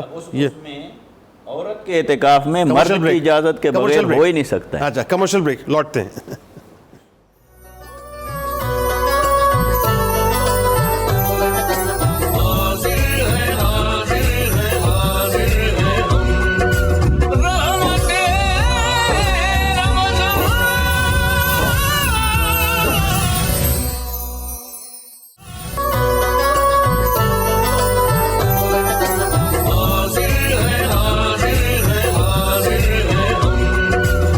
جناب ایک بار پھر میں آپ کو خوش آمدید کہتا ہوں, اور بس آخری مرحلہ ہے ناظرین ڈسکشن کا. بڑی انٹرسٹنگ اور بڑی انفارمیٹیو ڈسکشن ہو رہی ہے. مفتی صاحب سے بریک سے قبل بات ہو رہی تھی خواتین کے موضوع پہ, لیکن چونکہ ظاہر ہم کچھ حوالوں سے ٹائم بارڈ ہوتے ہیں, تو اب آئیے علامہ صاحب سے اسی بات کو کنٹینیو کر لیتے ہیں. ایک خاتون ہے, انسسٹ کرتی ہیں, میں ریکال کر رہا ہوں صرف اسی سوال کو دوبارہ, کہ میں اعتکاف کرنا چاہتی ہوں, اور شوہر کا اصرار یہ کہ تم نہیں کرو گی, اور وہ کہتی ہے مجھے کرنا. اب اس صورت میں اس میں فقہائے کرام نے مشروط قرار دیا ہے کہ کوئی بھی خاتون خانہ اگر اعتکاف بیٹھنا چاہے تو اپنے خامد کی اجازت سے بیٹھے. ٹھیک ہے. اس کے نیچے جو نص ملتی ہے وہ یہ ملتی ہے کہ حضور صلی اللہ تعالیٰ علیہ وآلہ وسلم نے جب اعتکاف فرمایا تو مسجد کے اندر آپ نے رات گزاری, اور جب صبح ہوئی تو آپ اندر سے باہر تشریف لائے تو کچھ خیمے اور بھی لگے ہوئے تھے. تو آپ نے پوچھا یہ کن کے, تو بتایا گیا یہ آپ کی بقیہ ازواج مطہرات کے ہیں. تو چونکہ انہوں نے براہ راست حضور سے اجازت نہیں لی تھی, تو اس روایت میں جو اشارۃ النص ہے وہ یہ ہے کہ حضور علیہ السلام بحیثیت خامند تھے, تو حضور کی اجازت کے بغیر وہ بیٹھنا چاہ رہی تھی, تو حضور علیہ الصلوۃ والسلام نے اس سے پھر ان کے خیمے ختم کروا دیے. اس روایت سے یہ تقاضا ملتا ہے کہ خامند کی اجازت. وائس ورسا, اب اگر عورت کہتی ہے مرد کو کہ جی آپ نے نہیں جانا, اپنے گھر پہ رہنا ہے, نہیں وہ تو روک نہیں نہ سکے گی, کیونکہ الرجال قوامون علی النساء کے تحت مرد جو ہے وہ حاکم ہے. ہاں اگر مرد کی عدم موجودگی کے اندر اس کے کوئی ایسے فرائض ان میں خلل پڑ رہا ہے, مثلا کوئی کما کے لا کے دینے والا کوئی نہیں ہے, کوئی کھانا وانا یہ وہ جس طرح دیہاتوں میں وہ کہیں دور سے کوئی چیزیں لانا پڑتی ہیں اور کوئی بھی میسر نہیں اور وہ خود جانے کے قابل نہیں ہے, بیمار ہے یا معذور ہے خاتون خانہ یا کوئی اور, تو پھر شریعت اس کو بھی اعتکاف کی اجازت نہیں دیتی, کیونکہ اعتکاف سنت ہے اور اس کا نان و نفقہ بہم پہنچانا اس پر شریعت کی طرف سے واجب ہے. یعنی عورت کو مرد روک سکتا ہے, ہاں جی, لیکن مرد کو عورت نہیں روک سکتی. ہاں جی نہیں روک سکتی, لیکن یہ ایک جو استثنائی صورت ہے وہ میں نے پیش کر. بالکل ٹھیک ہو گیا. اچھا اب آئیے ذرا ٹوٹیلٹی میں اگر ہم اعتکاف کے فوائد کی بات کریں, اس کے ثمرات کی بات کریں. جی اعتکاف کے ثمرات کی بات کریں تو سب سے پہلا تو ثمر یہ ہوتا ہے کہ معتکف جو ہے وہ بذات خود اللہ تعالیٰ کا مہمان ہوتا ہے. ٹھیک. تو جس کی مہمان نوازی خود رب کائنات کے سپرد ہو تو اس سے بڑھ کے اس کو فوائد میں سے اور کیا چاہیے. واہ. دوسری بات یہ ہے کہ حضور علیہ الصلوۃ والسلام نے ارشاد فرمایا کہ جو شخص مسجد کے اندر آئے باوضو ہو اور نماز کی تیاری کے لیے بیٹھ جائے تو وہ ایسا ہی ہے گویا کہ وہ زائر اللہ ہے, اللہ کی زیارت کرنے کے لیے بیٹھا ہے. سبحان اللہ. تو اب جو اعتکاف کرنے والا اعتکاف کی صورت میں بیٹھا ہوا ہے, اگلی نماز کی بھی تیاری, اگلی نماز کا بھی انتظار, تو یقیناً یہ اس حدیث پاک کے عین مطابق ہو گیا جو زائر اللہ ہے. پھر اس کو ایک اسفل جگہ سے اٹھا کر افضل جگہ پہ بٹھا دیا اللہ تعالیٰ نے, وہ یہ تھا کہ حضور علیہ الصلوۃ والسلام فرماتے ہیں کہ اللہ تعالیٰ کو زمینوں میں سے جو سب سے زیادہ زمین پسند آتی ہے وہ اپنی مسجد والی زمین پسند آتی ہے، تو گھروں سے اٹھ کر یہ اللہ کی پسندیدہ جگہ پر آ گیا۔ اور پھر یہ بھی ہوتا ہے کہ جو اللہ تعالیٰ نے اس کو ایمان والا ہونے کا سرٹیفکیٹ عطا کر دیا، انما یعمر مساجد اللہ من آمن باللہ، اللہ کے گھروں کو وہی آباد کرتے ہیں جو اللہ پر ایمان پختہ رکھتے ہیں۔ تو اب جب یہ 10 دن بیٹھے ہیں تو اللہ کے گھر کو انہوں نے آباد کر دیا، تو جب آباد کیا تو یہ اسی آیت پر ان کا عمل ہو گیا اور اللہ تعالیٰ کے گھر کو آباد کر کے اللہ تعالیٰ کی جناب سے ایمان والا ہونے کا ان کو سرٹیفکیٹ اور ان کو سند مل گئی۔ اسی طرح جو اعتکاف کرنے والا اعتکاف کرتا ہے تو سب سے بڑی بات اس کو فائدہ یہ ہوا کہ یہ باہر کے گناہوں سے بچ گیا، ہماتن نیکی میں رہا، اور پھر اس کے اندر سب سے بڑا اس کو فائدہ یہ ملا کہ جب یہ یہاں بیٹھا ہوا ہے تو اللہ کے فرشتے اس کے ہم نشین، اللہ اکبر، تو فرشتوں کے ساتھ اس کی اس وقت قرابت بڑھ رہی ہوتی ہے، تو جتنا جس کے ساتھ زیادہ وقت سپینڈ کرے اتنی محبت بڑھتی ہے، تو اللہ تعالیٰ کے فرشتے بھی اس کو اپنے ساتھ وہ ایک دوستانہ ماحول میں رکھتے ہیں کہ یہ ہمارے ساتھ رہا اور ہم اس کے ساتھ رہیں۔ بالکل ٹھیک ہے، بالکل ٹھیک، بہت خوبصورت گفتگو۔ ناظرین اب چلتے خان صاحب کی جانب، مجموعہ کلام سنتے ہیں، اور آپ نے کہیں نہیں جانا کیونکہ آپ بھی سحری کریں گے، میں بھی کچھ سحری کروں گا اور لوٹیں گے انشاءاللہ۔ تو آج آپ کے سامنے حضرت شعیب علیہ السلام کا قصہ، ان کی قوم کا، ان کا قصہ پیش کریں گے۔ ہم بھی کم تولتے ہیں نا، آپ کو بتاؤں گا کہ کیا عذاب ان کے اوپر آیا تھا۔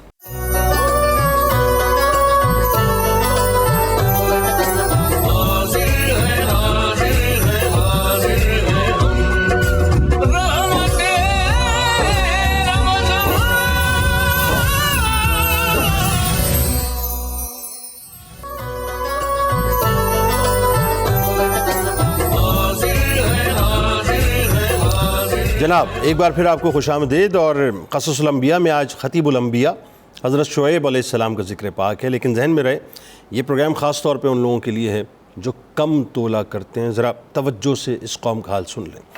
بنی اسرائیل کی طرف بھیجے گئے ناظرین جلیل القدر پیغمبر حضرت شعیب علیہ السلام کو 2 قوموں کی طرف رسول بنا کر بھیجا گیا، ایک مدین اور دوسرا اصحاب ایکا۔ مدین کسی مقام کا نام نہیں بلکہ ایک قبیلے کا نام ہے۔ یہ قبیلہ حضرت ابراہیم علیہ السلام کے بیٹے مدین کی نسل سے تھا، جو ان کی تیسری بیوی قطورہ سے پیدا ہوا، اس لیے حضرت ابراہیم علیہ السلام کا خاندان بنی قطورہ کہلاتا ہے۔ مدین اپنے اہل و عیال کے ساتھ اپنے سوتیلے بھائی سیدنا اسماعیل علیہ السلام کے پہلو ہی میں حجاز میں آباد ہو گیا تھا۔ یہی خاندان ناظرین آگے چل کر ایک بڑا قبیلہ بن گیا، اور حضرت شعیب علیہ السلام بھی چونکہ اسی نسل یعنی حضرت ابراہیم علیہ السلام کی اولاد سے تھے، اس لیے ان کی بعثت کے بعد یہ قبیلہ قوم شعیب کہلایا۔ حضرت شعیب علیہ السلام ناظرین بڑے فصیح و بلیغ مقرر تھے، شیریں کلامی، حسن خطابت، طرز بیان میں بہت زیادہ نمایاں امتیاز رکھتے تھے، اسی لیے مفسرین ان کو خطیب الانبیاء کے لقب سے یاد کیا کرتے ہیں۔ حضرت شعیب علیہ السلام جب اپنی قوم میں مبعوث ہوئے تو انہوں نے دیکھا کہ اللہ تبارک و تعالیٰ کی نافرمانی اور معصیت کا ارتکاب صرف ایک قبیلے میں ہی نہیں پایا جاتا بلکہ ساری قوم اس معاملے کے اندر مکمل طور پہ ملوث ہو چکی ہے، اور اپنی بدعمالیوں میں اس قدر سرمست اور سرشار ہو چکی ہے کہ ایک لمحے کے لیے بھی ان کو احساس نہیں ہوتا کہ جو کچھ بھی ہو رہا ہے، یعنی جو معصیت اور گناہ ہو رہا ہے، وہ یقیناً مطلب ان کے لیے باعث فخر کسی طور سے نہیں ہے۔ ان کی بہت سی بد اخلاقیوں اور نافرمانیوں سے قطع نظر جن کبھی امور نے خصوصیت کے ساتھ ان میں رواج پا لیا تھا، وہ دراصل یہ تھے، اس کو میں توجہ کے ساتھ میں چاہتا ہوں کہ ذرا آپ سن بھی لیں۔ پہلی بات تو یہ کہ وہ بت پرستی اور مشرکانہ رسوم و عقائد میں پڑ گئے تھے۔ دوسری بات یہ کہ خریدتے وقت پورا لینا اور فروخت کرتے وقت کم تولنا، یعنی دوسرے کو اس کے حق سے کم کر دینا اور اپنے حق کے مطابق لے لینا، یہ ان کا طریق تھا۔ تیسرا یہ کہ تمام معاملات میں کھوٹ کرتے تھے اور ڈاکہ زنی کرتے تھے۔ چوتھی بات یہ ہے کہ قوموں کے عام رواج کے مطابق، یعنی ان کے معاملات جو ہیں بالکل ان سے مختلف تھے۔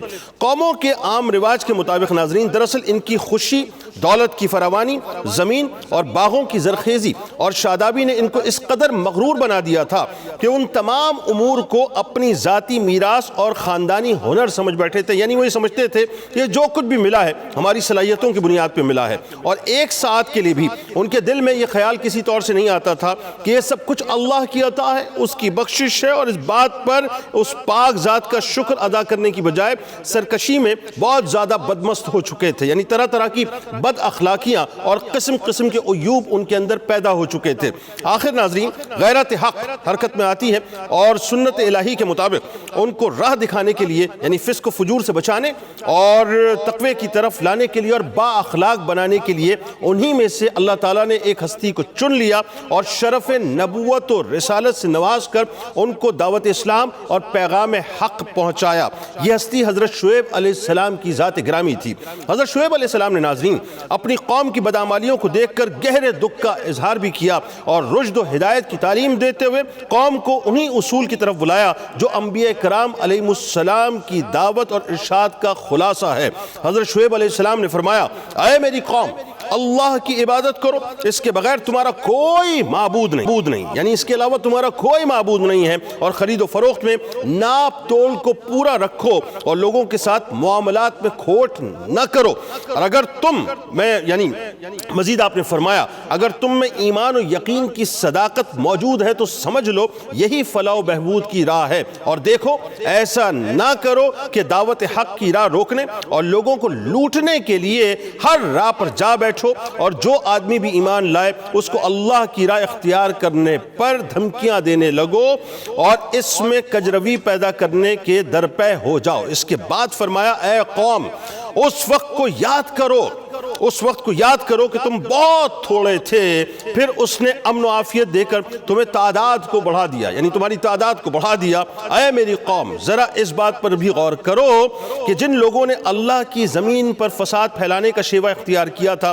ان کا انجام کس قدر عبرتناک تھا۔ اب شعیب علیہ السلام پچھلی اقوام کا تذکرہ کر رہے ہیں ناظرین، اور فرماتے ہیں کہ اور اگر تم میں سے ایک جماعت مجھ پر ایمان لے آئی اور ایک جماعت ایمان نہ لائی تو صرف اتنی ہی بات پر معاملہ ختم ہو جانے والا نہیں، بلکہ صبر کے ساتھ انتظار کرو تاکہ اللہ تبارک و تعالی ہمارے درمیان آخری فیصلہ کر دے، اور وہی بہترین فیصلہ کرنے والا ہے۔ پس حضرت شعیب علیہ السلام نے نرم و گرم ہر طریقے سے قوم کو رشد و ہدایت کے کلمات ارشاد فرمائے، مگر اس بدبخت قوم پر ناظرین مطلق کوئی اثر نہ ہوا، اور چند شریف ہستیوں کے علاوہ کسی نے پیغام حق پر کان تک نہ دھرے۔ وہ خود بھی اسی طرح بدعمالیوں میں لگے رہے اور دوسروں کی راہ کو بھی مارتے رہے۔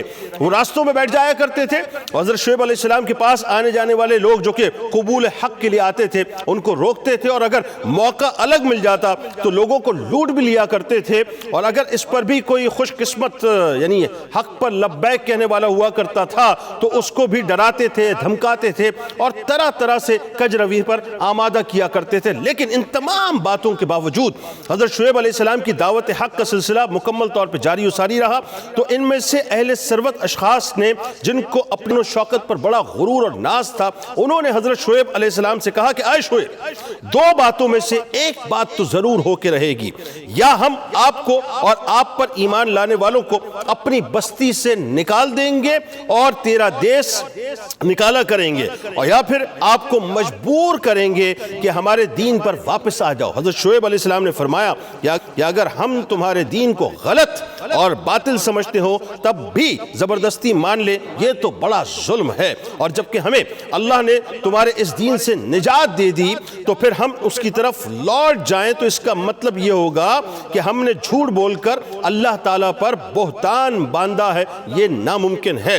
ہاں، اگر اللہ کی یہی مرضی ہو تو جو چاہے کرے گا۔ ہمارے رب کا علم تمام اشیاء پر چھایا ہوا ہے، ہمارا تو صرف اسی پر بھروسہ ہے، اسی بات پر بھی اور اسی پر بھروسہ ہے۔ اے پروردگار، تو ہمارے اور ہماری قوم کے درمیان حق کے ساتھ فیصلہ کر دے، تو ہی بہترین فیصلہ کرنے والا ہے۔ قوم کے سرداروں نے ناظرین جب حضرت شعیب علیہ السلام کا یہ عزم و استقلال دیکھا تو اب ان سے منہ پھیر کر اپنی قوم کے لوگوں سے کہنے لگے کہ خبردار، اگر تم نے شعیب کا کہنا مانا، یعنی اگر تم نے شعیب کا کہنا مانا تو پھر تم ہلاک اور برباد ہو جاؤ گے۔ حضرت شعیب علیہ السلام نے یہ بھی فرمایا کہ دیکھو، اللہ تعالیٰ نے مجھے اس لیے بھیجا ہے کہ میں اپنے مقدور بھر تمہاری اصلاح کی صحیح کروں، اور میں جو کچھ کہتا ہوں اس کی صداقت اور سچائی کے لیے اللہ کی حجت، دلیل اور نشانی بھی پیش کر رہا ہوں، مگر افسوس کہ تم اس واضح حجت کو دیکھ کر بھی سرکشی اور نافرمانی پر قائم ہو، اور مخالفت کا کوئی پہلو ایسا ایسا نہیں ہے جو تم نے چھوڑا ہوا ہو، پھر میں تم سے اپنی اس رشد و ہدایت کے بدلے میں کوئی اجرت بھی نہیں مانگتا اور نہ کوئی دنیا کے مال طلب کرتا ہوں، میرا اجر تو اللہ کے پاس ہے، اور اگر تم اب بھی نہ مانو گے تو مجھے ڈر ہے کہ کہیں اللہ کا عذاب تم کو ہلاک و برباد نہ کر ڈالے۔ اس کا فیصلہ اٹل ہے اور کسی کی مجال نہیں کہ اس کو رد کر دے۔ قوم کے سردار ناظرین تیوری چڑھا کر بولے کہ شعیب، کیا آپ کی نماز ہم سے یہ چاہتی ہے کہ ہم اپنے باپ دادا کے دیوتاؤں کو پوجنا چھوڑ دیں اور ہم کو اپنے مال و دولت میں یہ اختیار نہ رہے کہ جس طرح چاہیں معاملہ کریں؟ اگر ہم کم تولنا چھوڑ دیں تو لوگوں کے کاروبار میں کھوٹ نہ کریں تو مفلس اور کلاش ہو کر رہ جائیں گے۔ پس کیا ایسی تعلیم دینے میں آپ کو کوئی متین یا سچا رہبر کہہ سکتا ہے؟ حضرت شعیب علیہ السلام نے نہایت دل سوزی اور محبت کے ساتھ فرمایا، بہت حلیم الطبع تھے، بہت حلیم الطبع، انتہائی شیریں کلام کیا کرتے تھے اور بار بار ریپیٹڈلی جو ہے قوم کے سامنے حجت تمام کر رہے تھے۔ فرماتے ہیں کہ اے قوم، مجھے یہ خوف لگ رہا ہے کہ تمہاری بے باکیاں اور اللہ کے مقابلے میں نافرمانیاں کہیں آپ کا بھی وہی انجام نہ کر دیں جو آپ سے پہلے قوم نوح، قوم ہود، قوم صالح اور قوم لوط علیہ السلام کا ہوا۔ اب بھی کچھ نہیں گیا، یعنی اب بھی وہ حجت کر رہے ہیں کہ اب بھی کچھ نہیں گیا، اللہ کے سامنے جھک جاؤ اور اپنی بدکاریوں کے لیے بخشش کے طلبگار بن جاؤ اور ہمیشہ کے لیے اس سے تائب ہو جاؤ۔ بلا شبہ میرا پروردگار رحم کرنے والا بہت مہربان ہے، وہ تمہاری خطائیں بخش دے گا۔ ذرا ناظرین اس پورے واقعے کو سنتے ہوئے اپنا سیلف انالیسس وہ لوگ ضرور کریں جو کہ کم تولا کرتے ہیں یا ملاوٹ کیا کرتے ہیں۔ قوموں کو اللہ تعالیٰ نے ایسے پلٹایا ہے، ہم تو صرف بچے ہیں تو نبی کریم صلی اللہ علیہ وآلہ وسلم کی رحمت کی وجہ سے، ورنہ ٹوٹیلٹی میں تمام تر کرپشنز یا گناہ جو ہیں آج بدرجہ اولا اس امت میں موجود ہے۔ بہرحال قوم کے سرداروں نے یہ سن کر جواب دیا کہ اے شعیب، ہماری سمجھ میں کچھ نہیں آتا کہ تو کیا کرتا ہے۔ آپ ہم سب کمزور، یعنی ہم سب سے کمزور ہیں اور غریب ہیں، اگر آپ سچ کرتے اور سچی باتیں آپ کی ہوتی تو آپ کی زندگی ہم سے بہت اچھی ہوتی۔ یعنی اب وہ اسٹیٹس کی بنیاد پہ حضرت شعیب علیہ السلام کو تول رہے ہیں اور آگے کہتے ہیں کہ اور ہمیں صرف خاندان کا خوف ہے، ورنہ آپ کو سنسار کر کے چھوڑتے معاذ اللہ، اور آپ ہرگز ہم پر غالب نہیں آ سکتے تھے۔ حضرت شعیب علیہ السلام نے فرمایا کہ افسوس ہے تم پر، افسوس ہے تم پر کہ کیا تمہارے لیے اللہ کے مقابلے میں میرا خاندان زیادہ ڈر کا باعث بن رہا ہے، حالانکہ میرا رب تمہارے تمام اعمال کا احاطہ کیے ہوئے ہے اور وہ دانا و بینا ہے۔ خبردار خبردار، اگر تم نہیں مانتے تو مت مانو، تم وہ سب کچھ کرتے رہو جو کر رہے ہو، ان قریب اللہ کا فیصلہ بتا دے گا کہ عذاب کا مستحق کون ہے اور کون جھوٹا اور کاذب ہے۔ تم بھی انتظار کرو، میں بھی انتظار کرتا ہوں۔ آخر وہی ہوا ناظرین کہ جو قانون الہی کا ابدی اور سرمدی فیصلہ ہے، یعنی حجت و برہان کی روشنی آنے کے بعد بھی جب باطل پر اصرار رہا، یعنی باطل جو ہے مکمل طور پہ اپنے یہ کہہ لیجئے کہ اپنا کفر کے اوپر جو ہے وہ مصر رہا اور پیغمبر کی صداقت کا مذاق اڑاتا رہا اور اس کی اشاعت میں رکاوٹیں باقاعدہ جو ہیں وہ ڈالی جاتی رہیں، پھر اللہ کا عذاب اس مجرمانہ زندگی کا خاتمہ کر دیتا ہے جس کا انسان دعویٰ کرتا ہے۔ اور یہی ہوا ناظرین کہ آنے والی قومیں جو ہیں پھر وہ عبرت کا نشان بن جایا کرتی ہیں۔ اور اس قوم پر کتنے عذاب نازل ہوئے، قرآن پاک کہتا ہے کہ نافرمانی اور سرکشی کی پاداش میں حضرت شعیب علیہ السلام کی قوم کو دو قسم کے عذابوں نے آ گھیرا، ایک زلزلے کا عذاب تھا، دوسرا آگ کی بارش کا عذاب تھا۔ یعنی جب وہ اپنے گھر میں آرام کر رہے تھے تو اچانک ایک ہولناک زلزلہ آیا، اور ابھی یہ ہولناکی ختم نہ ہوئی تھی کہ اوپر سے آگ باقاعدہ برسنے لگی۔ یہ وہ قوم ناظرین جن کو اپنے اوپر بڑا فخر تھا اور جو کم تولا کرتی تھی اور حجت کے باوجود بھی نہیں مانی، زلزلہ بھی آیا، اوپر سے آگ کے عذاب بھی آیا، اور نتیجہ یہ نکلا کہ صبح کو دیکھنے والوں نے دیکھا کہ سرکش اور مغرور لوگ آج گھٹنوں کے بل اوندھے جھلسے ہوئے پڑے ہوئے ہیں۔ حضرت شعیب علیہ السلام کی قوم پر نازل ہونے والے عذاب کو قرآن مجید نے سورۃ الاعراف کی آیت نمبر 78 میں اس انداز سے بیان کیا ہے کہ سو انہیں سخت زلزلے کے عذاب نے آپ پکڑا، بس وہ ہلاک ہو کر صبح اپنے گھروں میں اوندھے پڑے رہ گئے۔ اسی طرح ناظرین ایک اور مقام پر سورۃ الشعراء کی آیت نمبر 189 میں اللہ تبارک و تعالیٰ نے یہ فرمایا، سو انہوں نے شعیب علیہ السلام کو جھٹلایا، پس انہیں صاحبان کے دن عذاب نے آ پکڑا، بے شک وہ زبردست دن کا عذاب تھا۔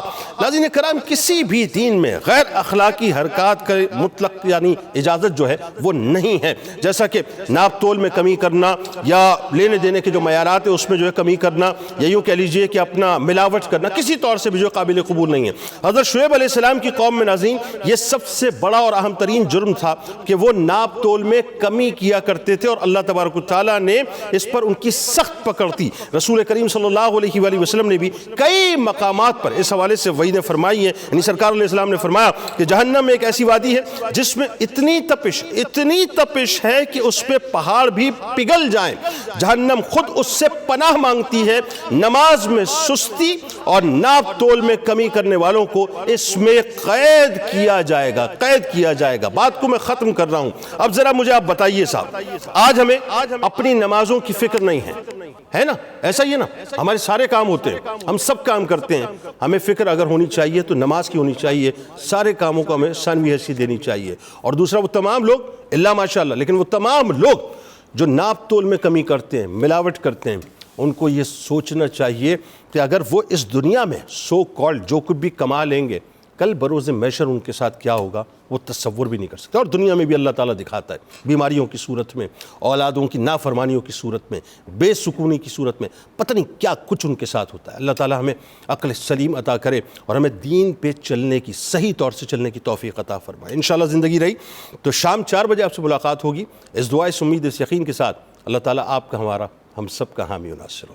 آمین۔ اللہ حافظ۔